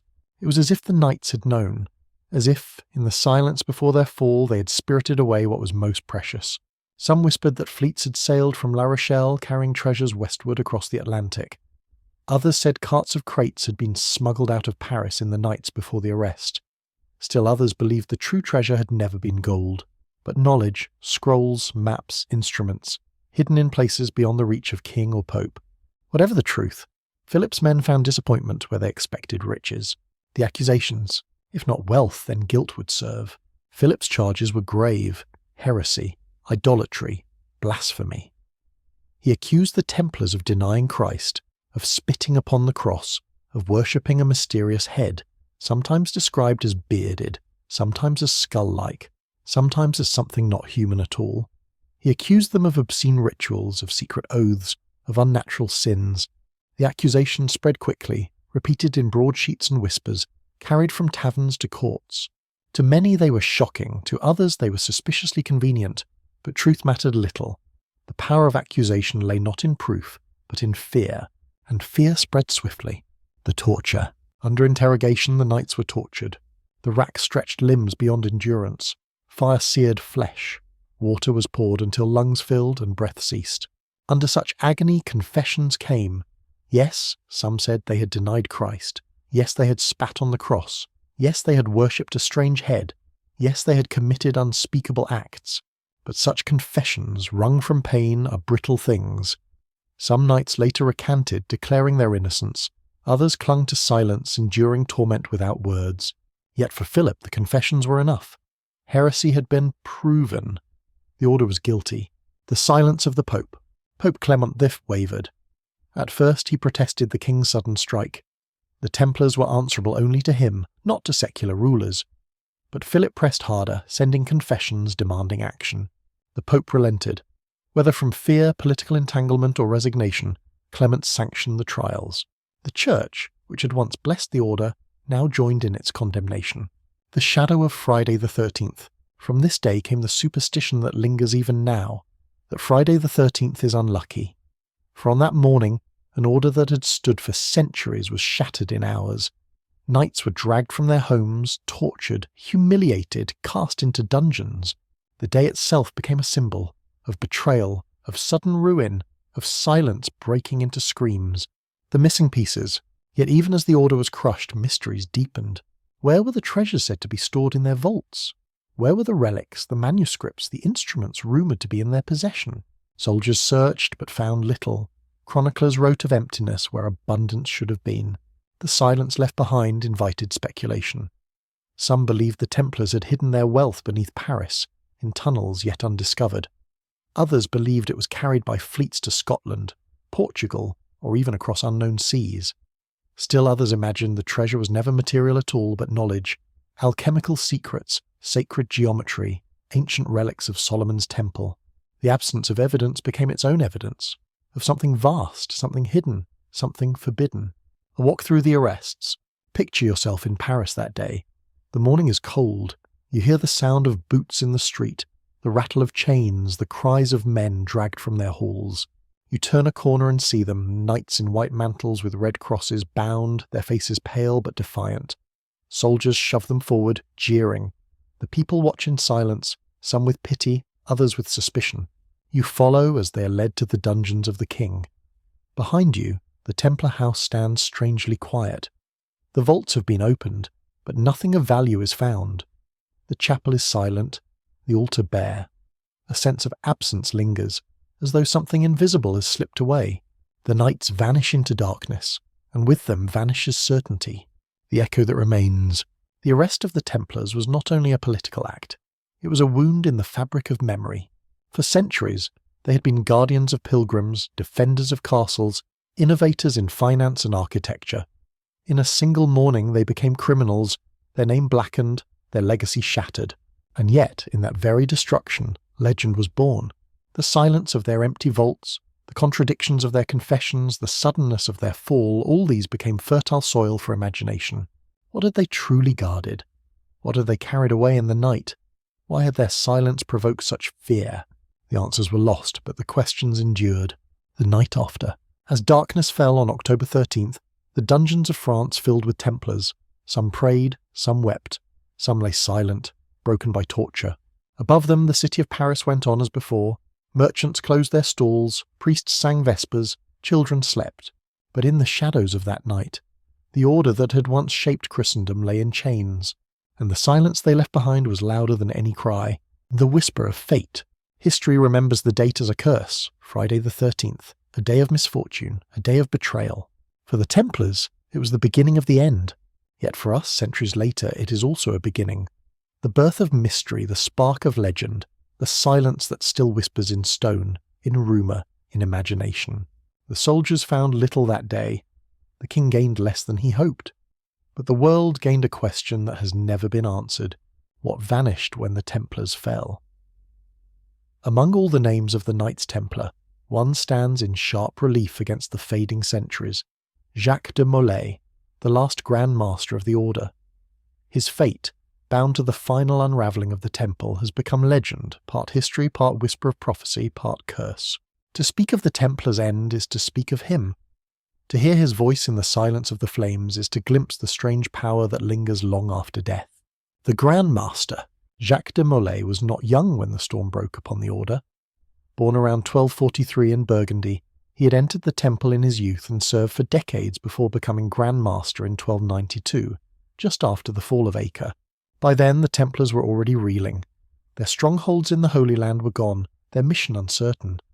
De Molay set about reforming, seeking to preserve their power, strengthen their discipline, and perhaps plan for another crusade. But time was not on his side. Europe was weary of crusades. Kings turned inward to their own wars. The Holy Land seemed lost forever, and into this vacuum stepped Philip IV of France, a monarch whose debts and ambitions would make the Order his enemy. The chains of 1307. On that October morning in 1307, Jacques de Molay was in Paris.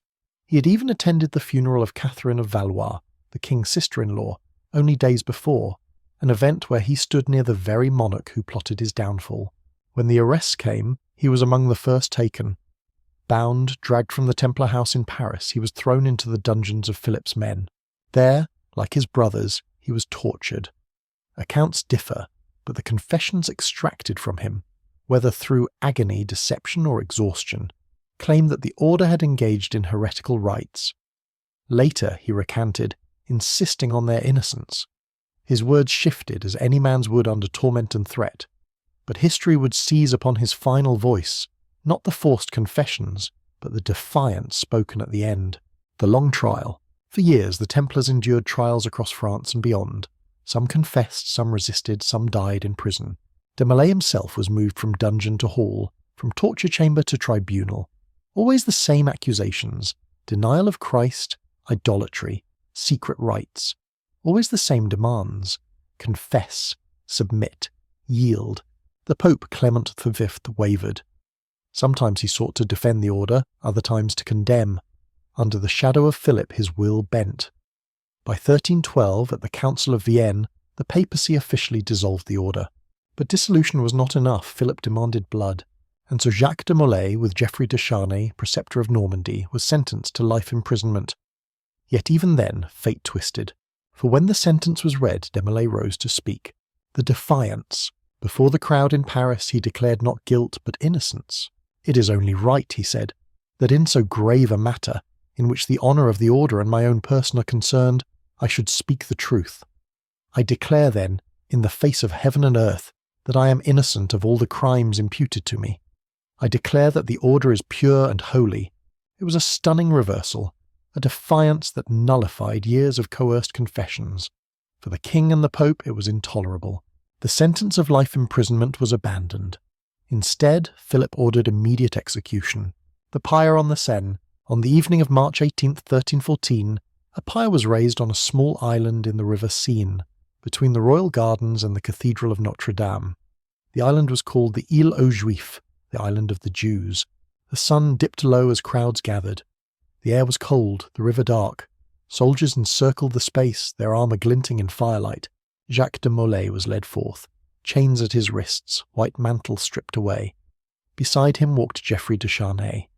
Neither pleaded, neither begged. They climbed the pyre with steady steps. As the flames were lit, as smoke curled into the twilight, Jacques de Molay raised his voice one last time. The curse. Chroniclers differ on his exact words. Some say he called upon God to judge his enemies. Others say he named them directly, but the essence is the same. He summoned Pope Clement and King Philip to the tribunal of God.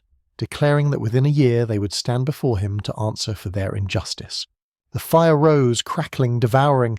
The crowd fell silent, transfixed. The Grand Master's voice carried through smoke and flame, a voice of defiance, of prophecy, of curse. And then he was gone, reduced to ash, his bones crumbling into the river's current. The fulfillment, the curse, or prophecy, did not linger long. Within a month, Pope Clement V was dead, stricken by illness. His body, it is said, was nearly consumed by fire when lightning struck the church during his funeral. By November, King Philip IV was also dead, killed suddenly by a hunting accident. Two of the most powerful men in Christendom, who had conspired to destroy the order, were gone within the year, just as de Molay had foretold. To many it seemed divine justice. To others, the working of fate. To still others, proof that the last Grand Master of the Temple had carried more power in death than he ever did in life. The legacy of the curse. From that moment, legend clung to the name of Jacques de Molay. Some saw him as a martyr, the innocent victim of kingly greed and papal weakness.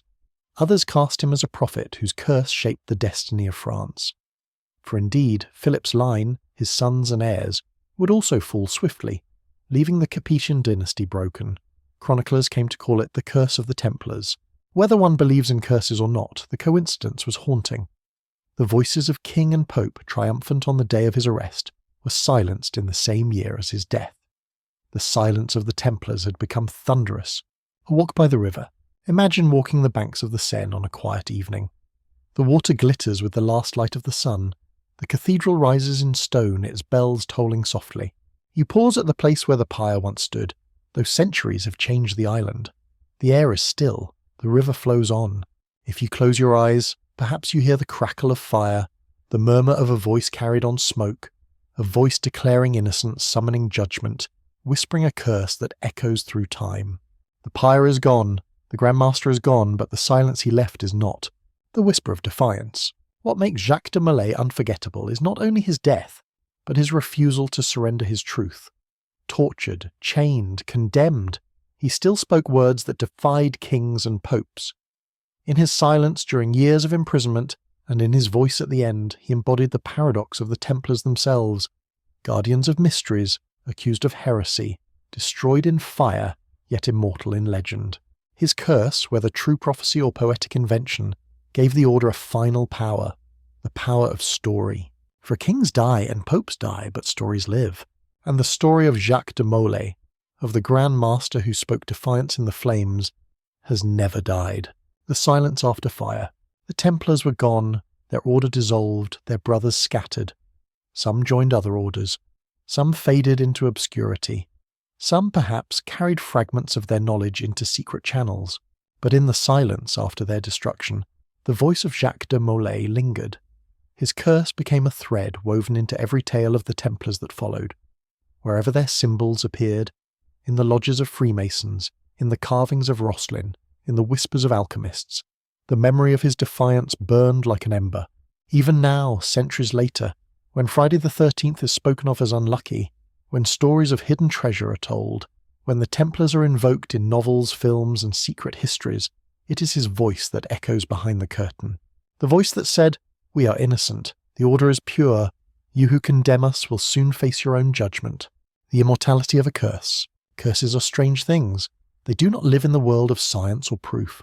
They live in memory, in imagination, in the silence that begs for explanation. The curse of Jacques de Molay may not have killed Pope and King.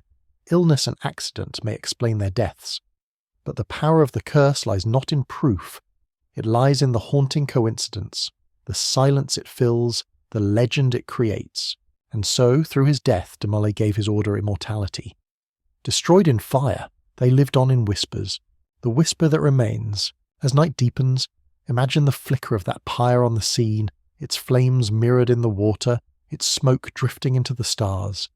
Imagine the voice of a man unbroken, speaking through fire, summoning judgment, leaving silence filled with wonder. The Templars ended in that fire, yet in another sense they began, for in legend they were reborn. When the soldiers stormed the houses of the Templars on that black morning in 1307, they sought gold, relics, and records. Kings wanted treasuries, bishops wanted proof of heresy, chroniclers wanted lists to satisfy curiosity. What they found was silence, the silence of vaults strangely empty, the silence of shelves stripped bare, the silence of archives that should have overflowed with 2 centuries of memory, but yielded almost nothing.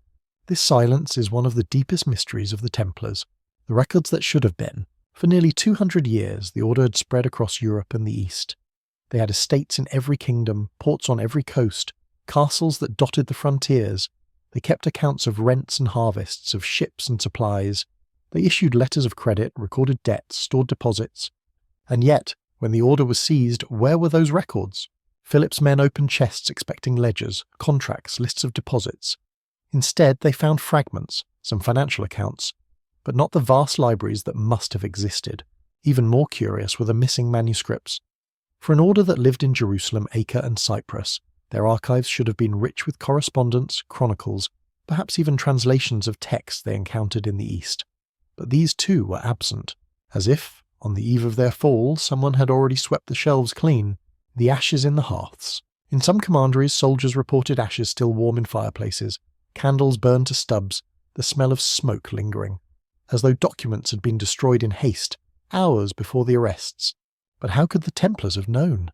The king's orders were sealed, carried in secret, opened only at dawn, unless someone had warned them, unless a whisper had passed through the very network that made them strong, a whisper that told them the storm was coming. If so, then the emptiness of the archives was not chance, it was design. The missing library of Paris. The Templar headquarters in Paris should have been the richest archive of all. For decades it had served as the treasury not only of the order, but of the French crown itself. Its halls were vast, its vaults secure, yet when Philip's men entered they found far less than expected. The records describe disappointment. Chests of coins smaller than imagined, archives sparse, inventories incomplete. Chroniclers note that the king, who had expected to seize a mountain of wealth and evidence, instead found only fragments. Where had it gone? Some say wagons left the Paris temple by night, days before the arrests, carrying sealed crates to unknown destinations. Others whisper of tunnels beneath the city, passages leading to hidden vaults. The Library of Paris was never seen again. The disappearing ships. At La Rochelle, a fleet of Templar ships was anchored when the arrests began. By the time royal men arrived to seize them, the ships were gone, vanished as though swallowed by the sea. Some believe they fled to Portugal, where the order would later be reborn as the Order of Christ. Others say they sailed north to Scotland, where Robert the Bruce welcomed exiles. Still others imagine they sailed westward into the Atlantic carrying archives, treasure, and secrets beyond the horizon. The silence of the sea holds the answer, but it does not speak. The absence in the records. Historians centuries later search for Templar documents and find only fragments, a handful of account books, some papal bulls, a scattering of inventories, but no grand archive, no continuous record of 2 centuries. It is as if someone deliberately erased them. Even the papal inquiry, the Chinon parchment discovered only in 2001, lay hidden for centuries in the Vatican archives. It revealed that the Pope himself absolved the order of heresy in secret, though he dissolved it under pressure. That such a document could be buried so long reminds us how easily records vanish when silence is desired. Theories of what was lost, what was in those archives, swept away or burned before they could be seized. Financial ledgers, records of debts owed by kings, including Philip himself. Such documents, if revealed, might have embarrassed monarchs or undermined claims of wealth. Maps and charts, knowledge of seas and coasts gathered from eastern sources, perhaps too valuable to fall into enemy hands. Scientific manuscripts, translations of Arabic works on optics, medicine, or mechanics. Forbidden knowledge, easily branded heresy. Rituals and rules, detailed accounts of ceremonies, prayers, and symbols. These, if twisted, could be used to condemn them. Relics and legends, perhaps even fragments of lore tied to Solomon's temple, carried from their earliest days in Jerusalem. We cannot know, the silence is absolute, but the absence itself is eloquent. The whisper of erasure. Sometimes history is not in what is written, but in what is missing. The sudden emptiness of Templar archives feels less like chance, more like erasure. Perhaps the order itself destroyed them, to protect secrets. Perhaps the church suppressed them, to bury contradictions. Perhaps kings burned them, to erase debts. What remains is silence, and silence invites imagination. Or walk through empty shelves. Picture yourself entering a Templar commandery after the arrests. Soldiers move through the halls, their boots echoing. They open doors to storerooms, expecting shelves heavy with parchment. But the shelves are bare. Dust clings where books once lay. A few scraps litter the floor, a corner of parchment, a diagram of circles half burned, ink blurred by smoke. In the corner a fireplace glows faintly. Ash drifts upward, still warm. Whatever was written is gone. The soldiers search but find nothing. They curse, they leave, and the silence remains. The silence of the Pope. Even the Vatican archives tell a strange story. Documents that should have been central, letters, absolutions, decrees, lay hidden for centuries, misplaced or concealed. When rediscovered, they shifted our understanding, showing that Clement V did not condemn the order as heretical. He absolved them, privately, even as he dissolved them. Why was this buried? Perhaps because silence was more convenient. To absolve them openly would have angered Philip. To condemn them unjustly would have shamed the papacy. Silence was safer, and so silence became the archive of the Templars, the power of absence. In the absence of records, legends bloom. The Holy Grail, the Ark of the Covenant, the lost maps of America, the secrets of alchemy, the hidden rituals of Freemasonry. All these myths take root in the soil of silence, because when shelves are bare, the mind fills them. When archives vanish, imagination replaces them. Perhaps that is the greatest legacy of the Templars, not the treasures they left, but the questions. The echo through time. Centuries later, tourists walk through surviving Templar commanderies. They see stone walls, round chapels, carvings of crosses, but they do not see the archives, for they are gone. Historians pore over documents, piecing fragments, comparing chronicles, but they find only silence where records should be. And in that silence, they hear echoes. Echoes of something deliberately hidden, something too dangerous to survive, something swallowed by time but not forgotten. The whisper at midnight. Imagine yourself alone in a Templar ruin at night. The moonlight falls through broken arches. The wind moves softly through the grass. You stand where shelves once rose, where scribes once copied manuscripts by candlelight. The shelves are gone, the candles are gone, yet in the silence you feel their presence, the scratch of a quill, the rustle of parchment, the murmur of voices reading aloud, and then the sudden rush of fire, the crackle of parchment consumed, the vow of silence carried to the end, the legacy of nothingness. The Templars' greatest mystery is not what they left, but what they did not leave. Their archives are gone, their records are gone, their secrets are gone, and yet their silence remains louder than any archive. It has fueled centuries of speculation, of legend, of story. Perhaps this was their final gift, to leave us not certainty but wonder, the silence that guards. The vanished archives remind us that not all history can be recovered. Some of it is buried deliberately, some of it is erased, some of it is left in silence, as if the silence itself were a guard, a final night standing watch. And in that silence imagination wanders. What did they hide? What did they burn? What did they carry away? No answer is certain, but sometimes the question itself is more enduring than the answer. The Templars vanished into silence, and in that silence they became immortal. The suppression of the Templars in France had been swift and brutal. Chains, fire, and silence consumed them. Yet the order's roots were spread too widely to be cut so easily. Across Europe, kings and princes faced the same question. What to do with the lands, the castles, the wealth of the temple? Some chose to seize them outright, others passed them to the Hospitallers.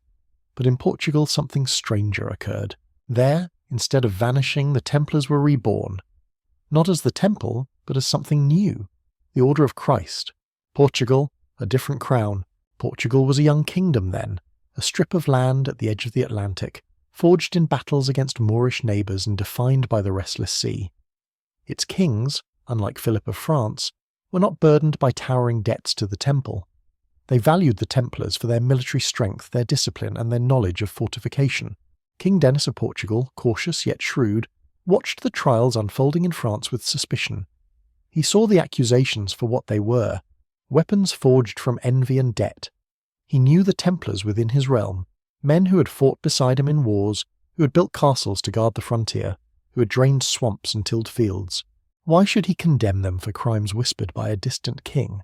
And so, when the papacy dissolved the order in 1312, Denis acted with subtlety.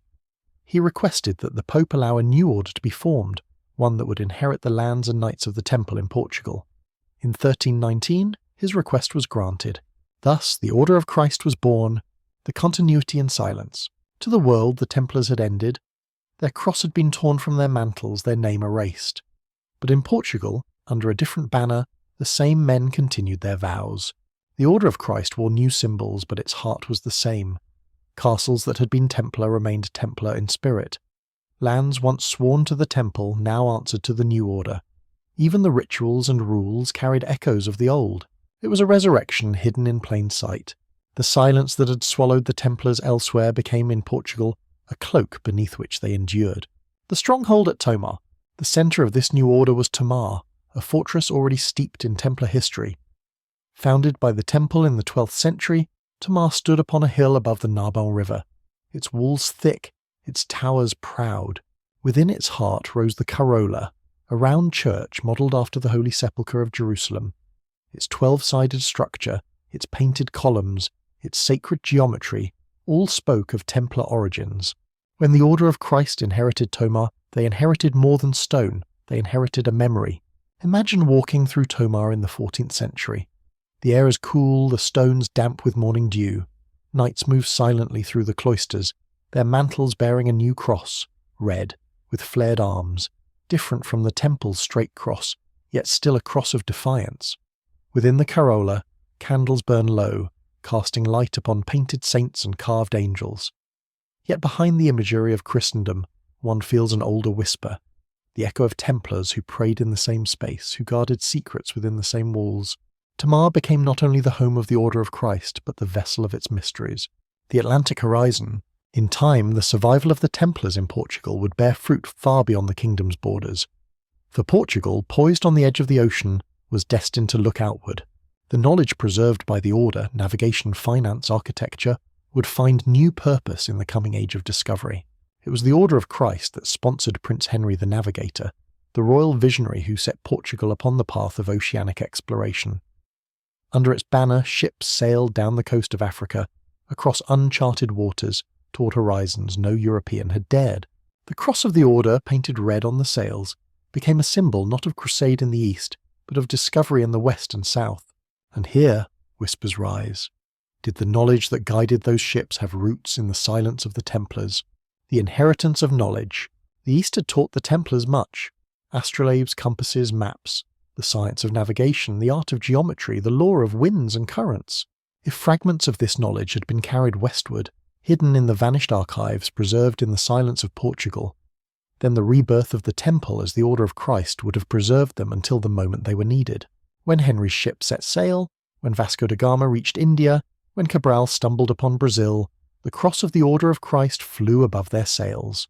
The same cross in spirit that once flew above Jerusalem. Coincidence or continuity and silence? The whisper of Tomar. Legends swirl around Tomar even now. Hidden tunnels, secret chambers, symbols carved into stone. Some believe the Grail itself was once kept there. Others claim maps of unknown lands lay hidden in its vaults, waiting centuries before guiding explorers across the Atlantic. Tourists who walk through Tomar's cloisters today feel the weight of mystery. The walls seem to hum with memory, as though the silence of the Templars never truly ended, but was simply absorbed into new forms. Stand in the Carola at dusk when the last light slants through narrow windows and the air seems to whisper. The paintings, though centuries old, glow with faint gold. The columns rise like a forest of stone. The circle of the church enfolds you, its geometry a secret prayer. Here the Templars did not die, they transformed. The cross on the sea, as Portugal's ships ventured farther, the red cross of the Order of Christ became a familiar sight on distant shores. It landed in Africa, in India, in Brazil. It marked sails that braved storms and oceans, sails that carried not only goods but ideas, faith and empire. Behind that cross lay continuity, the survival of the Templars in a world that believed them destroyed. Their silence had been fertile. What they preserved in Tomar bloomed upon the seas.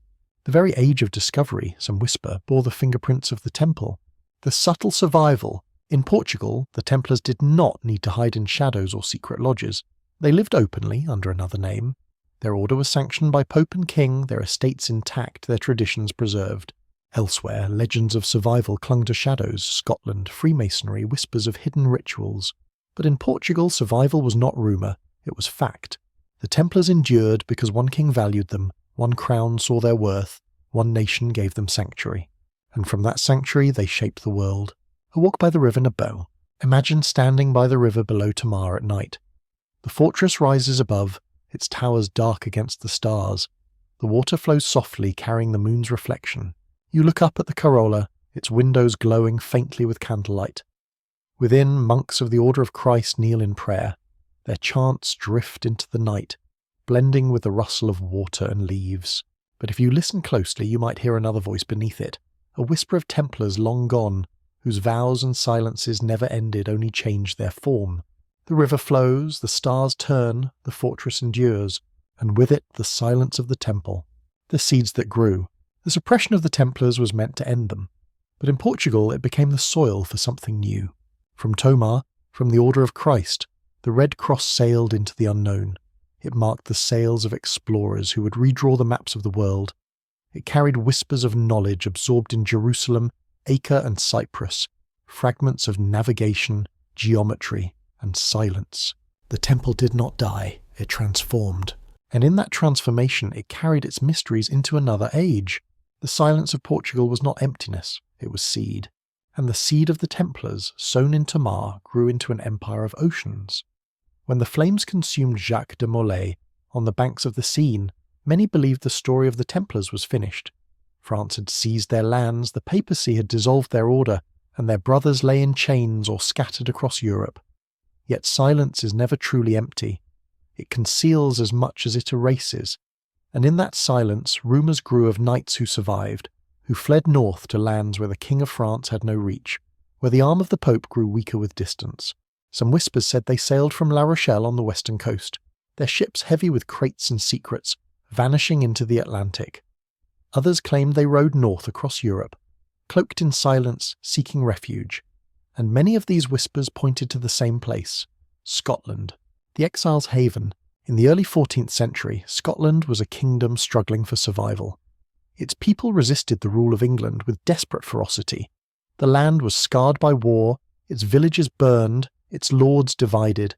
Yet amid this turmoil, there was one king who would defy England, and in so doing perhaps offer sanctuary to the exiled Templars.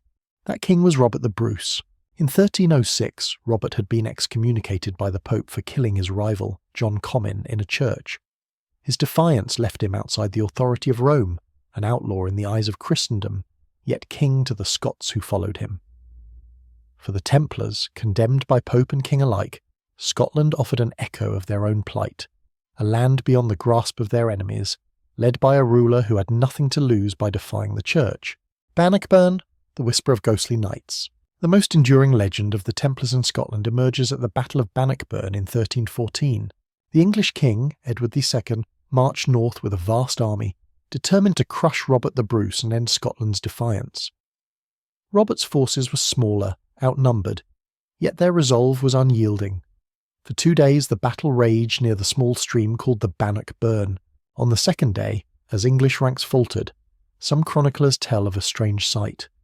From the rear of the Scottish army a band of mounted knights appeared, armoured, disciplined, their banners unfamiliar. Their charge struck terror into the English, who believed reinforcements had come. The English army broke, retreating in chaos. Who were those knights? Some say they were local allies, or simply camp followers emboldened by victory. But legend insists they were something more, surviving Templars who had come to Scotland and revealed themselves at the moment of need. History cannot confirm it. Silence cloaks the truth. But the image endures, the Red Cross riding again, not in the Holy Land, but on Scottish soil. Rosslyn, a chapel of secrets. If Bannockburn was the legend of the battlefield, then Rosslyn Chapel became the legend of stone. Built in the 15th century by William Sinclair, a noble whose family had long ties to both Scotland and distant traditions, Rosslyn stands near Edinburgh, a church of such ornate carving that it seems less built than dreamed. Its walls and ceilings are covered in intricate designs, angels, stars, vines and symbols. But amid these sacred images lie patterns that whisper of something more. Pentagrams, cubes, mysterious figures that seem to blend Christian iconography with older, hidden traditions. And among the most curious carvings are those of plants, maize and aloe. native not to Europe but to the Americas centuries before Columbus crossed the Atlantic. How could such images appear in Scotland in the 1400s? Some say coincidence, some say misinterpretation, but others whisper of Templar maps, knowledge carried from the east, from lands across the seas, hidden and preserved until carved in stone. The apprentice pillar. Within Roslin's chapel stands the famed apprentice pillar, a column of such intricate beauty that legend clings to it as tightly as the vines carved around its surface. It is said an apprentice, inspired by a vision, carved the pillar while his master was away. When the master returned, jealous of the apprentice's skill, he struck him dead. But beyond the tale of jealousy lies another whisper, that the pillar encodes sacred geometry, spirals of proportion, and number that echo the hidden mathematics of the temple. To some, it is a frozen hymn to the knowledge the Templars carried, written not in parchment but in stone. Sinclairs and the Templar legacy. The Sinclair family, patrons of Roslin, were rumoured to have harboured Templar refugees. Their connections to both Scottish royalty and the Church gave them a unique position. Later centuries would link them to Freemasonry, to voyages across the Atlantic, to the preservation of secrets too dangerous for the world. Did Templar exiles carry their knowledge into the Sinclair line? Did fragments of their archives find sanctuary in Roslin stones? No proof survives, only silence, but in that silence the chapel itself speaks. A walk through Roslin. Imagine entering Roslin Chapel at dusk. The air is cool, the stones glowing faintly in the fading light. Candles flicker, their flames dancing upon carvings that seem alive. You tilt your head upward and see stars carved in the ceiling, a constellation frozen in stone. You walk among pillars twined with vines, angels holding instruments, demons crouching in corners. And then your eyes catch something stranger, a pattern of cubes, a sequence of symbols, a plant leaf not known to medieval Scotland. You pause, your breath still. The chapel seems less a church than a library, less a house of prayer than a codex in stone, each carving a letter, each pillar a sentence, each arch a whisper of secrets unspoken. Perhaps this was Roslin's purpose, not merely to glorify God, but to preserve a language of silence.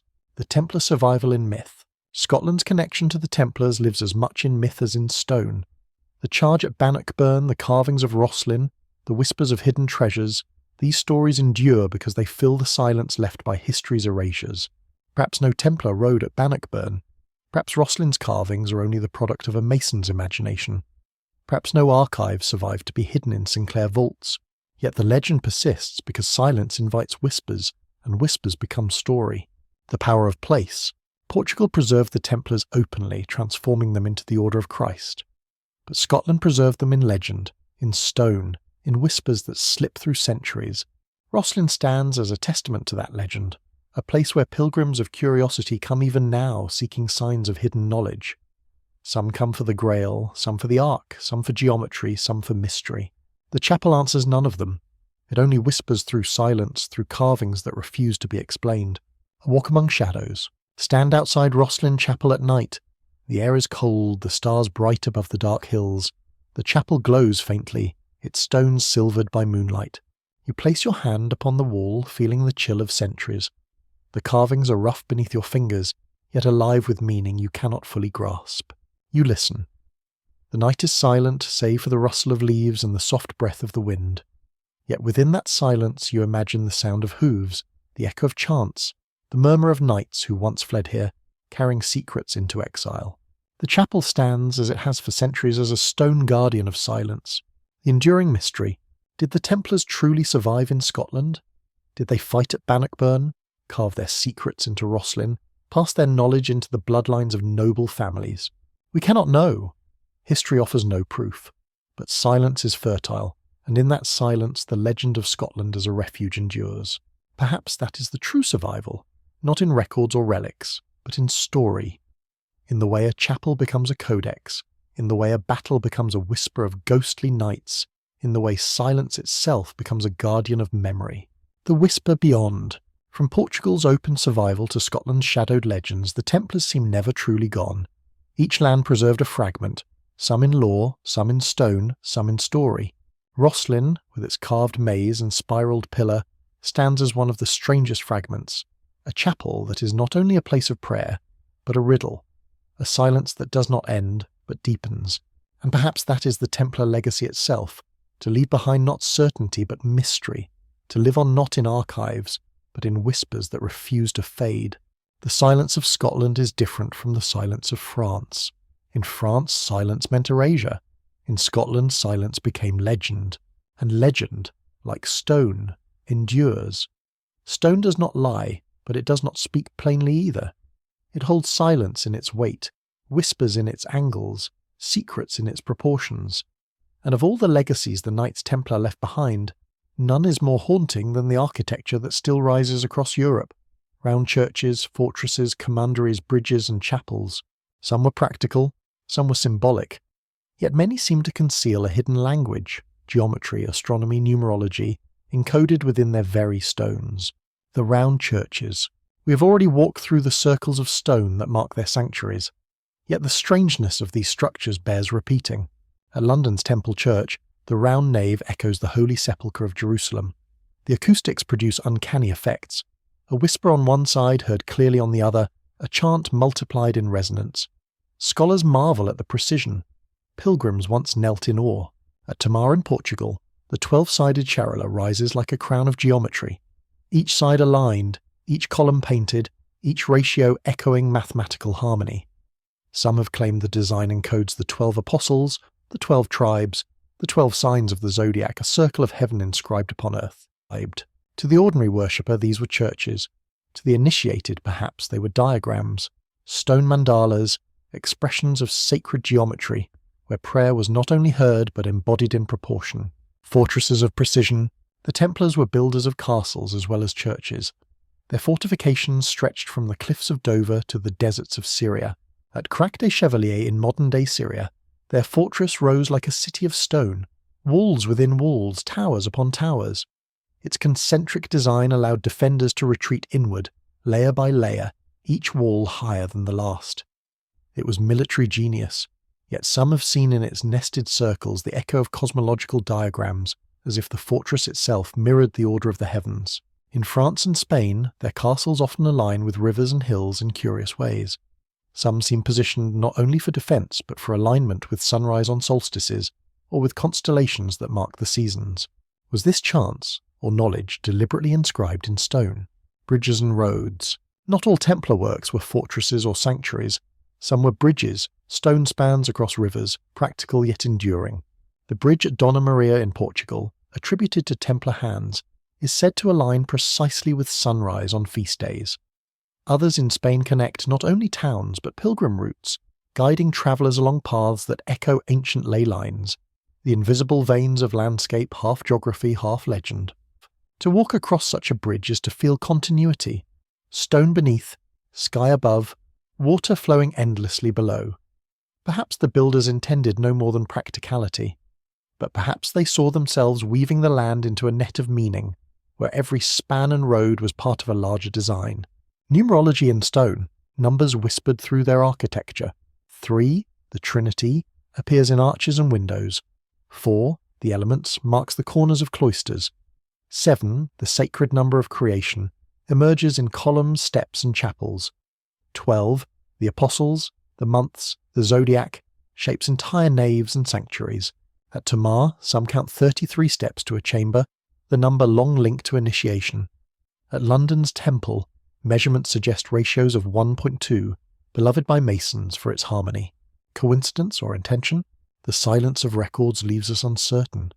Yet the stones seem to whisper that numbers mattered, that architecture was not only shelter, but symbol. Astronomical alignments. At Metz in France, a Templar chapel aligns with midsummer sunrise, its altar bathed in light only on that day. At Tamar, windows frame constellations at specific seasons. Some fortresses in the east are said to align with Polaris, the guiding star of navigators.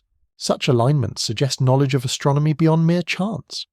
Perhaps absorbed in the east, perhaps inherited from older traditions, this knowledge allowed them to bind heaven and earth in stone. Imagine standing in a Templar chapel at dawn on solstice. The night has been long, candles burn low. Then, as the sun rises, a single beam of light pierces a narrow window and falls directly upon the altar. The effect is breathtaking, deliberate, symbolic. prayer and cosmos united in one moment. The hidden symbols. Carvings in Templar sites often bear symbols that defy simple interpretation. Crosses interwoven with circles, stars with 6 or 8 points, knots of endless loops, faces half human, half beast. At Rosslyn Chapel in Scotland, symbols multiply into a labyrinth. Cubes carved with musical notation, vines that spiral like DNA, stars that echo constellations, plants unknown in medieval Europe. In France, graffiti left by Templar prisoners in towers show crosses within circles, boats with strange sails, suns and moons drawn in careful proportion. Were these idle doodles, or fragments of code preserved in silence passed from stone to stone? Sacred geometry. Geometry was the hidden language of their builders, a circle inscribed in a square, a triangle pointing upward, another downward, ratios of height to width echoing the golden mean. These patterns recur across Templar architecture as though the masons followed not only practical instruction but symbolic law. To them, perhaps, building was prayer. Every proportion a hymn, every angle a mystery, every ratio a meditation. In silence they encoded a vision of harmony between heaven and earth. The practical and the forbidden. Some argue their architecture reveals nothing more than practicality. Round churches copied Jerusalem. Fortresses were built for defence. Bridges served commerce. Numbers and alignments were accidents of necessity.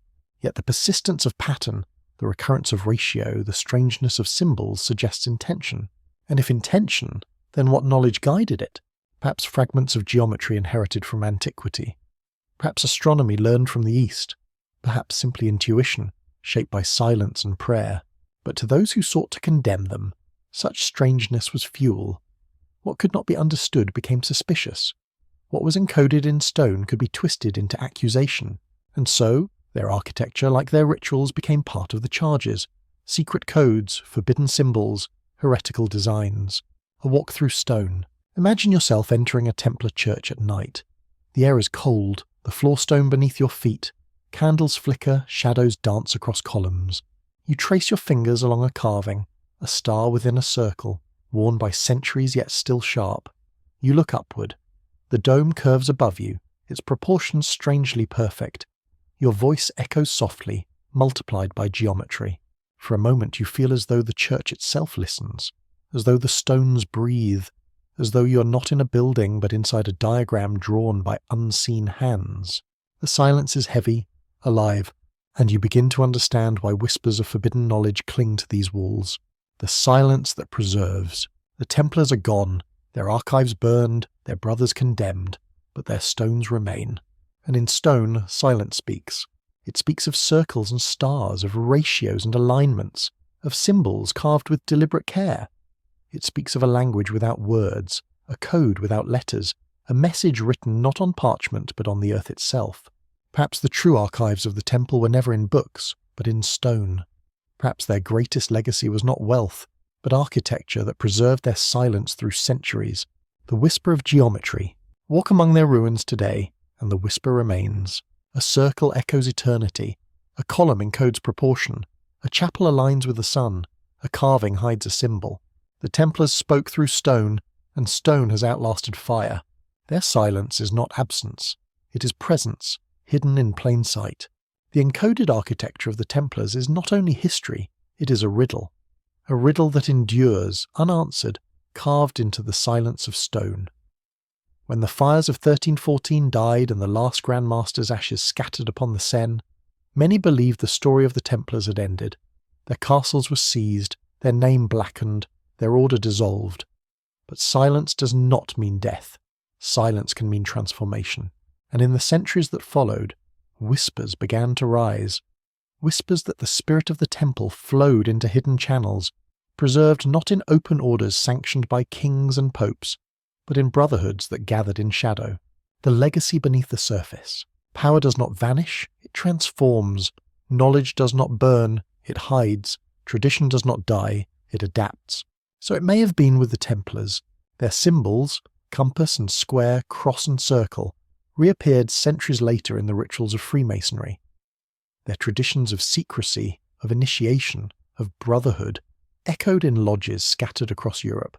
Their reverence for architecture, geometry and silence found new voice in organizations that claimed descent, spiritual or symbolic, from the temple.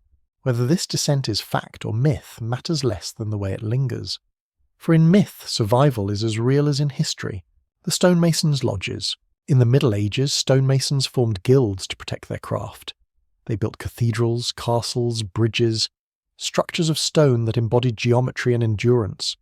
These lodges were practical, focused on skill, secrecy, and mutual aid. But by the 17th century, these guilds began to evolve into something more. They became speculative rather than operative, admitting not only craftsmen but philosophers, nobles, and thinkers. Their symbols shifted from tools of labour to symbols of wisdom, the compass, the square, the plumb line, and here the echoes of the temple were heard, the symbols that survived. Freemasonry adopted many symbols, twin pillars, circles within squares, the eye that sees in silence. Some of these can be traced to ancient sources, others to Christian mysticism, but some bear uncanny resemblance to the iconography of the Templars. The red cross upon white, though transformed, lingered. The image of the two knights upon one horse reappeared as allegory of humility. The Temple of Solomon, where the Templars once dwelt, became central to Masonic ritual, its pillars and chambers symbols of initiation. Coincidence or continuity? In silence the boundary blurs. The right of revenge. One of the more striking claims of Masonic tradition is the legend of vengeance for Jacques de Molay. In certain rites, initiates once swore to remember his death, to avenge the injustice done to the temple. Whether this was invention or memory, it shows how the story of the Templars infused the rituals of later brotherhoods. The Grand Master's curse, his defiance in flame, became a symbol of resistance to tyranny, a warning against blind obedience to crown or church. Through such rituals, the silence of the temple spoke again, centuries after its destruction. Rosslyn and the Lodges. In Scotland, where legends of Templar survival lingered, the transition from operative to speculative masonry was especially strong. Families like the Sinclairs, patrons of Rosslyn Chapel, were closely tied to early Masonic traditions. Rosslyn itself, with its carvings of strange symbols and hidden geometries, became a bridge between Templar legend and Masonic lore. Tourists who walk Rosslyn's aisles today still whisper of Templars. Guides point to carvings said to encode music, to plants unknown in medieval Europe, to symbols of initiation. Whether truth or imagination, Rosslyn has become a shrine of continuity, where Templar silence merges with Masonic ritual. The whisper of alchemy. Beyond Freemasonry, other brotherhoods carried echoes of the temple. The alchemists, cloaked in metaphor and symbol, spoke of transformation, base matter into gold, mortality into immortality.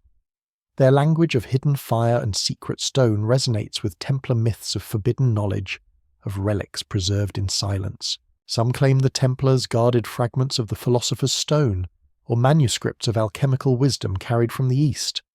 Later, alchemists adopted Templar legends into their own lore, as if to cloak their science in the mantle of knightly secrecy. The Rosicrucians. In the 17th century, pamphlets appeared in Germany proclaiming the existence of a secret brotherhood, the Rosicrucians. They spoke of hidden masters, of wisdom preserved from antiquity, of a cross blooming with roses, symbols of transformation and enlightenment. Though the Rosicrucians appeared suddenly and mysteriously, their language bore echoes of the Templars: secrecy, initiation, the guardianship of hidden knowledge. Some later writers linked them directly, suggesting that Rosicrucians were the heirs of the Temple's forbidden science. Whether fact or invention, the link shows how the silence of the Templars became fertile ground for new brotherhoods. The Invisible College. By the 17th century, Europe was awakening into the age of science. Societies of thinkers, often secretive, gathered to study astronomy, mechanics, chemistry. Some called themselves the Invisible College, a name that suggests continuity with older traditions of hidden knowledge. Freemasons, Rosicrucians, alchemists, scholars, all drew from a reservoir of myth and symbol that the Templars had once embodied. In their silence, the order had become a wellspring for the imagination of secrecy. The continuity of silence. Were the Templars truly the ancestors of Freemasons and Rosicrucians? Did their knowledge flow directly into these brotherhoods? Or did their legend merely inspire, providing a cloak of antiquity to newer societies? History cannot answer. The archives are silent, the links unproven. Yet in silence, imagination fills the gaps. And in that imagination the Templars live on, not as warriors of Jerusalem, but as hidden masters behind the veils of lodges and secret rites. The whisper of symbols. Walk into a Masonic lodge today and you will see symbols: compass, square, pillars, stars. Walk into a Templar chapel and you will see similar forms: circles, crosses, geometries carved in stone. Stand in Rosslyn and you will see both: Christian saints beside pagan vines, crosses beside cubes, geometry beside myth. Symbols survive because they speak without words. They cross centuries in silence, carrying meaning even when their origin is forgotten. And so, whether or not the Templars directly founded later brotherhoods, their symbols became part of the silent language that those brotherhoods spoke. A walk through a lodge. Imagine yourself in a lodge centuries after the fall of the temple. The room is dim, lit by candles. Men gather in silence, their garments plain, their rituals solemn. On the wall hangs a banner with symbols: the square, the compass, the cross. On the table rests a book, a sword, a chalice. The ceremony begins. Words are spoken of light and darkness, of death and rebirth, of loyalty and secrecy. An initiate kneels, swears oaths, rises transformed. Nothing is said of the Templars, yet their spirit seems present, hovering in the silence. The defiance of de Molay, the geometry of Tomar, the carvings of Rosslyn, all echo in the ritual, like whispers behind the words. The power of secrecy. Why do brotherhoods claim descent from the Templars? Perhaps because secrecy itself has power. The temple's silence made them mysterious, and mystery draws the imagination. To be linked with the Templars is to be linked with forbidden knowledge, with resilience in the face of persecution, with the aura of legend. Thus, even if no direct line exists, the Templars became the archetype of secret brotherhoods. Their silence became the language of later societies. The whisper at midnight. Picture yourself walking through a ruined Templar chapel at night. The stars shine above, the stones cold beneath your hand. You sense the presence of something enduring, not in books, not in archives, but in silence. Now picture a lodge centuries later, where men gather in candlelight, repeating oaths of secrecy. The atmosphere is the same: silence alive with meaning, geometry framing ritual, symbols carrying weight beyond words. Between the ruin and the lodge lies continuity, not of structure perhaps, but of spirit. The hidden currents. The Templars are gone. But their silence flowed into hidden currents. Freemasonry, Rosicrucianism, alchemy, secret colleges of science. In these, fragments of their legend lived, not proven, not certain, but real in imagination. And imagination shapes history as much as fact. Their silence became a current that flowed beneath the surface of Europe, feeding brotherhoods that dreamed of knowledge preserved, of secrets revealed, of light guarded in darkness. The Templars did not die, they transformed. Not only in Portugal, not only in Scotland, but in the very fabric of secrecy that shaped later centuries. Their silence became the foundation of hidden brotherhoods. And through those brotherhoods, their legend endures.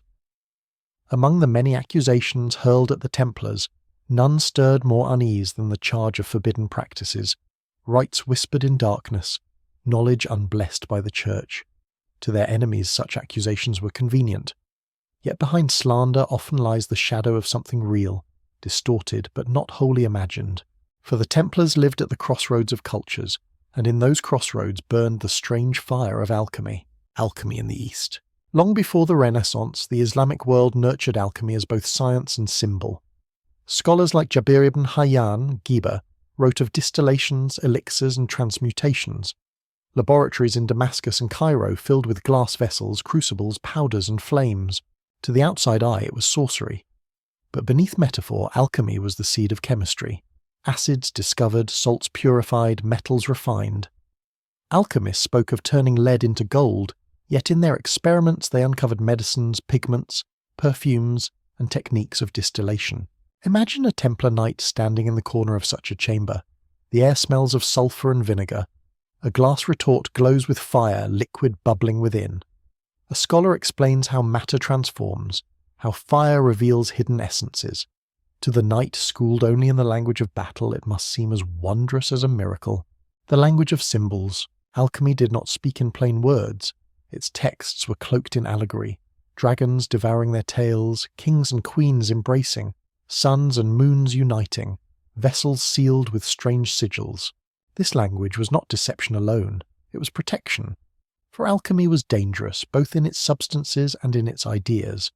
To speak openly of transformation was to invite suspicion, and so symbols became the veil through which truth survived. The Templars too lived by symbols. Their crosses, their seals, their circles of stone, each carried layers of meaning. Perhaps this affinity drew them closer to the language of alchemy. Symbols spoken in silence, signs recognized only by the initiated. The fire of transformation. At its heart, alchemy was not merely about metals, it was about transformation, of matter, of soul, of the world itself. The flame of the furnace became an image of purification. The vessel sealed in fire was the heart of the initiate. Lead to gold was not only metal to metal, but ignorance to wisdom, darkness to light, mortality to eternity. The Templars, accused of worshipping strange idols and practicing secret rites, may have touched fragments of this tradition. Did they see in their vows of poverty, chastity, and obedience a parallel to the alchemist's discipline of body, soul, and spirit? Did they glimpse in their rituals echoes of transmutation hidden in prayer? We cannot know, but the silence of their archives leaves space for the question. The blackened relics. When Philip's men raided Templar houses, some reported finding powders, stones, and vials.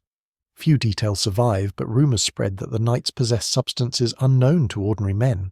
Was it medicine brought from the East? Gunpowder, perhaps, whispered of, but not yet common in Europe? Or only the inventions of enemies, eager to paint them as sorcerers? The silence leaves us guessing. Yet even centuries later, legends persisted that the Templars guarded the secret of fire itself, a flame that could transform matter, heal wounds, or destroy empires. The elixir of life. Alchemy spoke not only of gold, but of the elixir of life, a substance that healed all wounds, cured all disease, granted longevity. To knights who faced death daily on battlefield and gallows, the idea of such an elixir must have carried deep allure. Chroniclers accused them of mocking the sacraments, of drinking potions in place of holy wine. Were these lies to blacken their name? Or distortions of something half true?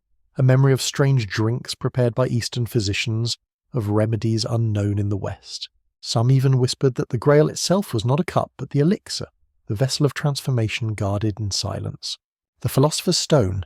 No symbol of alchemy is more famous than the Philosopher's Stone, that mythical substance that perfects all it touches. Some tales weave the stone into Templar legend, that they carried it from Jerusalem, that they hid it in their vaults beneath Paris, that it was the true treasure spirited away when their ships vanished from La Rochelle. To skeptics, these are fantasies born of silence.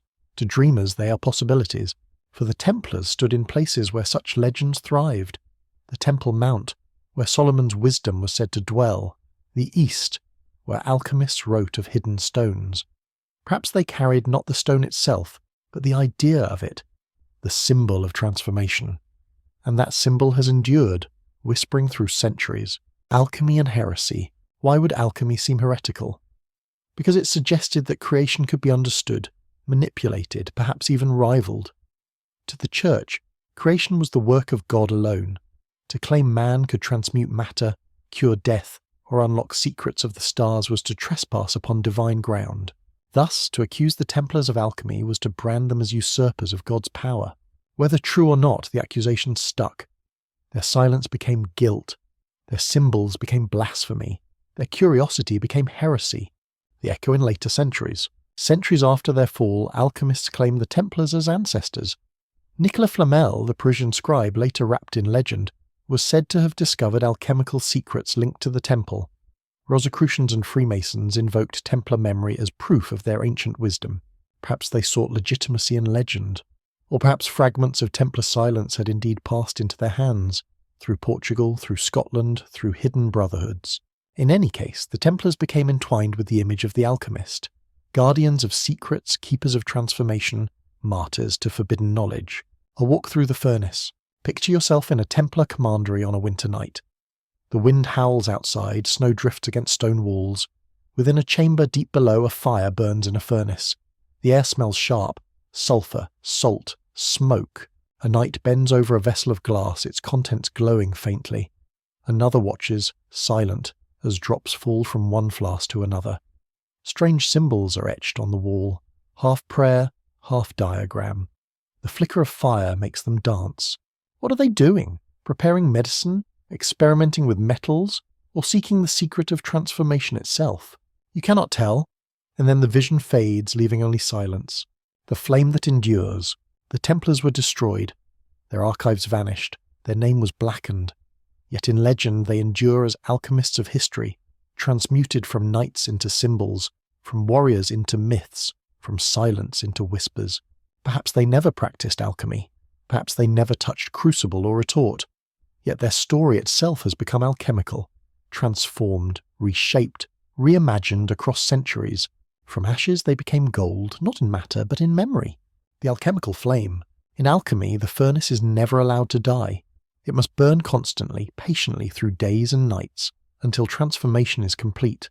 The Templars' fire burned once on battlefields, then on the pyres of persecution. Yet in legend, the flame was not extinguished. It smoulders still, in stories of hidden treasure, in whispers of forbidden science, in the silence of ruined chapels and carved symbols.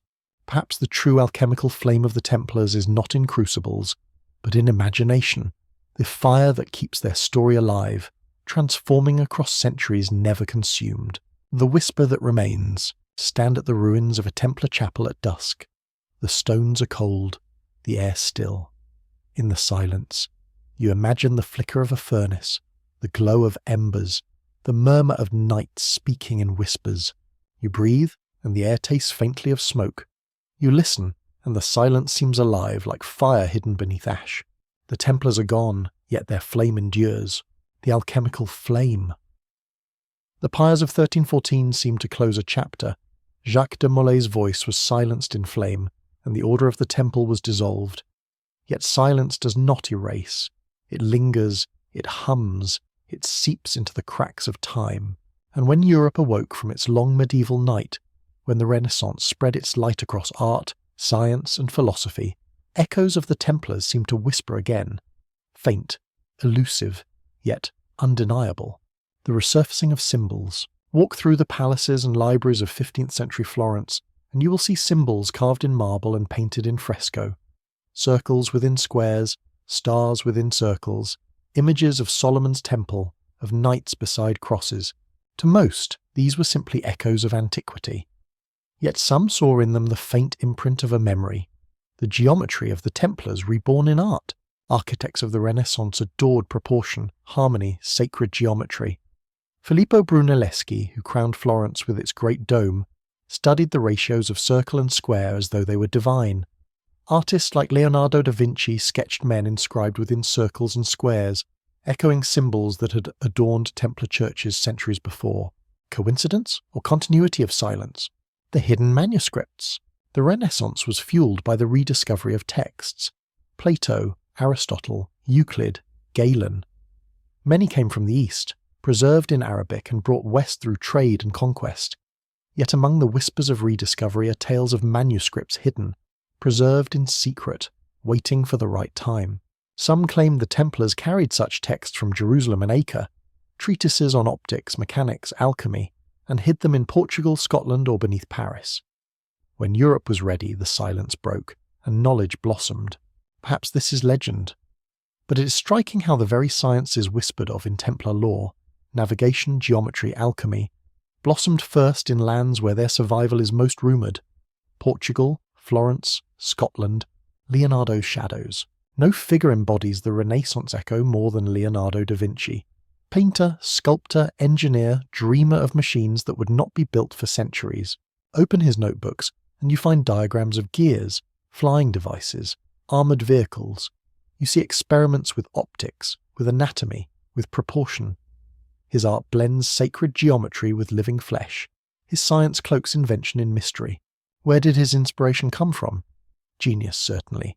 Curiosity, without doubt. But some whisper that fragments of knowledge, carried from the East by the Templars, reached him in silence. Maps of stars, sketches of machines, manuscripts that spoke of light and transformation, hidden currents feeding his imagination. Leonardo himself left no confession of such inheritance, yet his work resonates with echoes, geometry inscribed in flesh, machines sketched with uncanny foresight, symbols layered with meaning. The silence of the Templars seems to breathe faintly through his pages. The navigators. While Florence painted and carved, Portugal turned its gaze to the sea. There, the reborn Templars, the Order of Christ, sponsored voyages beyond the horizon. Prince Henry the Navigator, heir to both royal and Templar legacy, established a school of navigation at Sagres. Maps were drawn, compasses refined, ships built to withstand ocean winds. Under the Red Cross of the Order of Christ, sails ventured down the coast of Africa across to India and eventually to the New World. What knowledge guided them? Mariners' charts brought from the East? Instruments inherited from Arabic scholars? Or something more? Maps preserved in silence, carried from the Templar archives of Acre. The Age of Discovery was the child of the Renaissance, but its midwife was the legacy of the Temple. Alchemy transformed. Alchemy too shifted in the Renaissance. Once cloaked in symbols of dragons and suns, it began to take clearer form as chemistry. Laboratories multiplied, glassware refined, furnaces perfected. Paracelsus spoke of medicine born of transformation. Flamel, wrapped in legend, was said to have discovered the secret of the stone. Alchemists across Europe whispered of hidden masters, of brotherhoods that preserved ancient wisdom. And often those whispers pointed back to the Templars. Did they truly preserve alchemical lore? Or had their legend become a convenient vessel for every hidden science? Either way, their silence provided fertile soil, the architects of memory. Cathedrals continued to rise in the Renaissance, their masons inheriting both craft and symbol. Freemasonry emerged, speculative rather than operative, its rituals filled with geometry and secrecy. Within those lodges, the Templars lived again, not as warriors but as symbols of defiance, guardians of wisdom, martyrs of silence. The memory of Jacques de Molay's pyre became a lesson, his curse a reminder, his order a foundation. Architecture, geometry, ritual, all carried echoes of the temple. The transformation of silence. The Renaissance was in many ways an alchemy of culture. Knowledge lost was found, knowledge hidden was revealed, knowledge suppressed bloomed again. And in that transformation, the Templars' silence became part of the narrative. They were remembered not as soldiers alone, but as secret keepers, custodians of wisdom too advanced for their age. Whether true or not, the belief mattered. It gave weight to the idea that hidden brotherhoods guided history, that knowledge survived in shadows until the world was ready. A walk through Florence. Imagine yourself walking through Florence at dusk. The Arno glitters in fading light. Domes and towers rise against the sky. The bells of Santa Maria del Fiore toll softly, echoing across the city. You enter a library, its shelves lined with manuscripts newly copied. Students whisper over texts of Plato, Euclid, Galen, books thought lost, now alive again. Among them, perhaps, lies a manuscript of strange diagrams. Circles within circles, machines that turn upon gears, stars mapped with precision. Its cover bears no name, its origin unknown. A student studies it, unaware that it may be a fragment of silence carried from another age. The room hums with possibility. The Renaissance breathes with discovery, and in its breath faintly you hear the echo of the temple, the echo that endures. The Templars did not survive as an order. Their rule ended, their name erased, their brothers scattered. Yet their silence became an echo that carried into the Renaissance, in art that adored geometry, in science that studied light and transformation, in voyages that crossed oceans under a red cross, in brotherhoods that guarded symbols in silence. The Renaissance was not born of the Templars alone, but their memory became part of its myth, part of its fire, the whisper of continuity. Stand beneath Brunelleschi's dome, or before Leonardo's sketches, or in the cloisters of Tomar and you feel it. A whisper of continuity, a silence transformed into echo, a memory reborn in stone, in paint, in sail. The Templars were gone, and yet in the Renaissance they lived again, not as knights in armour but as shadows behind the flowering of light. The silence of the temple became the echo of the Renaissance, and in that echo their legend endures. Every legacy has two faces. One shines in light, remembered in honour and inspiration. The other lingers in shadow, whispered in fear and suspicion. The Templars were no different. Their silence, their symbols, their sudden fall left behind not only tales of wisdom and survival, but also a darker inheritance, an aura of curse, conspiracy, and dread. It is this legacy and darkness that has kept their name alive as much as their valour ever did. The curse of the Grand Master, the fire that consumed Jacques de Molay on the banks of the Seine, lit more than a pyre. His last words, whether curse, prophecy, or plea, seemed to carry power that stretched beyond his death. Within a year, Pope Clement V was dead. his body struck by disease and his funeral marred by fire. Within the same year, King Philip IV perished suddenly from a hunting accident. His heirs too died young, leaving the Capetian line broken within a generation. To many this was divine justice. To others, proof that the Templars had invoked powers forbidden and fatal. The curse became legend whispered across Europe. The Grand Master summoned his enemies to the tribunal of God, and God answered. Whether coincidence or fate, the curse became the seed of a darker myth. The idea that to betray the Templars was to invite ruin. The shadow of Friday the 13th, the day of their arrest, Friday, October 13th, 1307, became etched into memory. Over time it transformed into a superstition that lingers even now. Friday the 13th, a day of ill fortune, a day when betrayal strikes, when shadows lengthen. Was it truly born of that morning, or did older fears attach themselves to the date? We cannot say. But in popular memory, the Templars gave Friday the 13th its shadowed power.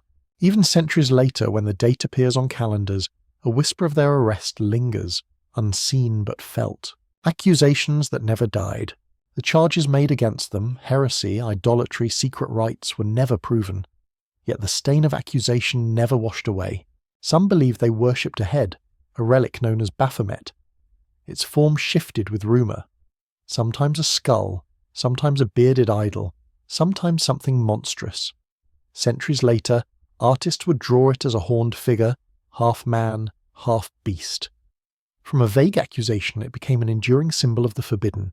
Others claimed they mocked the cross, spat upon it, or denied Christ. Still others believed they practiced obscene rituals, binding themselves with oaths of silence and sin. Even if false, such accusations gave the Templars an aura of danger. They were no longer seen only as knights, but as occultists, keepers of rites hidden from the church.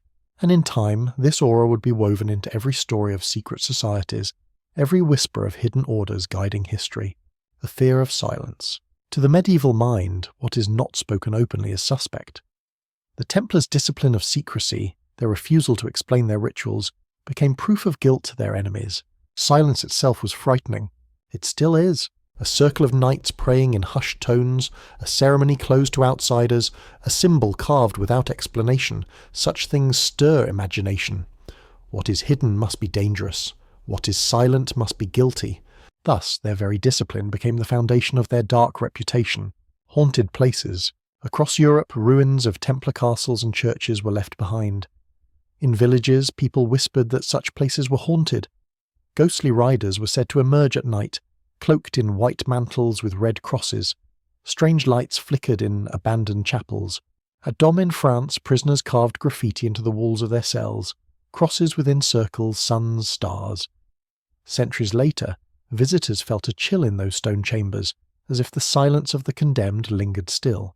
At Tamar in Portugal, legends whispered that secret tunnels ran beneath the castle, chambers where treasures or relics were hidden, guarded by spirits. Even today, tourists speak of unease when they walk among Templar ruins at night. The silence feels heavy, the stones seem to remember. The fear of forbidden knowledge. The Templars were accused not only of heresy, but of possessing knowledge too dangerous for the Church. Some said they held alchemical secrets, potions and powders. Others believed they studied astrology, seeking omens in the stars. Such accusations turned them into figures of fear as much as fascination. To many they were no longer knights but sorcerers, an order that had strayed from God into darkness. The image of the Templar as heretic has endured in popular imagination, from medieval ballads to modern novels. Their silence was fertile soil, and fear grew quickly in its shadows.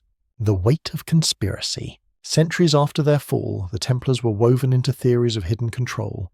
Some claimed they survived in secret, guiding monarchs and revolutions. Others imagined them as the forerunners of Freemasons, Rosicrucians, Illuminati. Every time history took a strange turn, when kings fell, when empires crumbled, when revolutions erupted, the whisper returned. The Templars are behind it. No proof was ever needed, their silence was enough. Even in the 20th century, their names surfaced in conspiracy theories, their symbols reinterpreted as evidence of invisible hands shaping destiny. The Templars had become archetypes of the secret power in shadow. A walk in the dark. Picture yourself in a ruined Templar chapel at midnight. The moon shines through broken arches. The wind rustles through grass. The walls stand silent, cold. You feel a presence, imagined perhaps, but heavy. You recall the curses, the accusations, the whispers of idols and forbidden rites. The stones themselves seem to breathe, as if remembering rituals once performed within. You shiver, though the air is still. It is only silence, and yet silence is never empty. The darker inheritance. The Templars' legacy in darkness is not proof of guilt, but proof of imagination. Humanity cannot resist filling silence with shadow. Their curse gave rise to fear of betrayal. Their arrest on Friday the 13th birthed superstition. Their accusations inspired images of idols and demons. Their ruins became haunted places. Their survival became the foundation of conspiracy. Even their name carries weight in the imagination. Templar, a word that summons secrecy, danger, forbidden knowledge.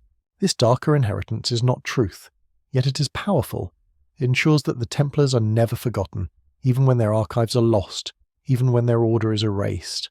The whisper that remains. The silence of the Templars gave birth to two legacies. One of light, remembered in architecture, exploration, and echoes of knowledge, and one of shadow, remembered in curses, superstitions, and fear. Both are real, both endure. Stand today before their ruins, and you feel both at once, admiration and unease, wonder and dread. Their silence is double-edged, reflecting both light and darkness. Perhaps that is why they fascinate us still. Because in their story we see the paradox of history itself. Heroes who become villains, martyrs who become monsters, silence that becomes both sanctuary and accusation. The Templars left behind no final word, only silence, and in that silence both legend and curse have grown. This is their legacy in darkness. Every story must end. And yet some stories resist endings, lingering in echoes and shadows long after the final page has turned. The tale of the Knights Templar is one such story. Burned in fire, scattered in exile, erased from records, yet never truly gone. Their silence has endured longer than their words, their absence louder than their presence. This silence is their final legacy. The double legacy. We have walked through their history, the 9 poor nights in Jerusalem, the rise of their power, the circles of stone, the network that bound continents, the fall of Acre, the betrayal of France, the pyres on the Seine. We have followed their whispers into Portugal and Scotland, into architecture and alchemy, into Renaissance art and secret brotherhoods. We have seen their legacy in light and in darkness. But beyond all of this, what remains is silence. A silence filled with unanswered questions. What knowledge did they carry from east to west? What manuscripts vanished from their archives?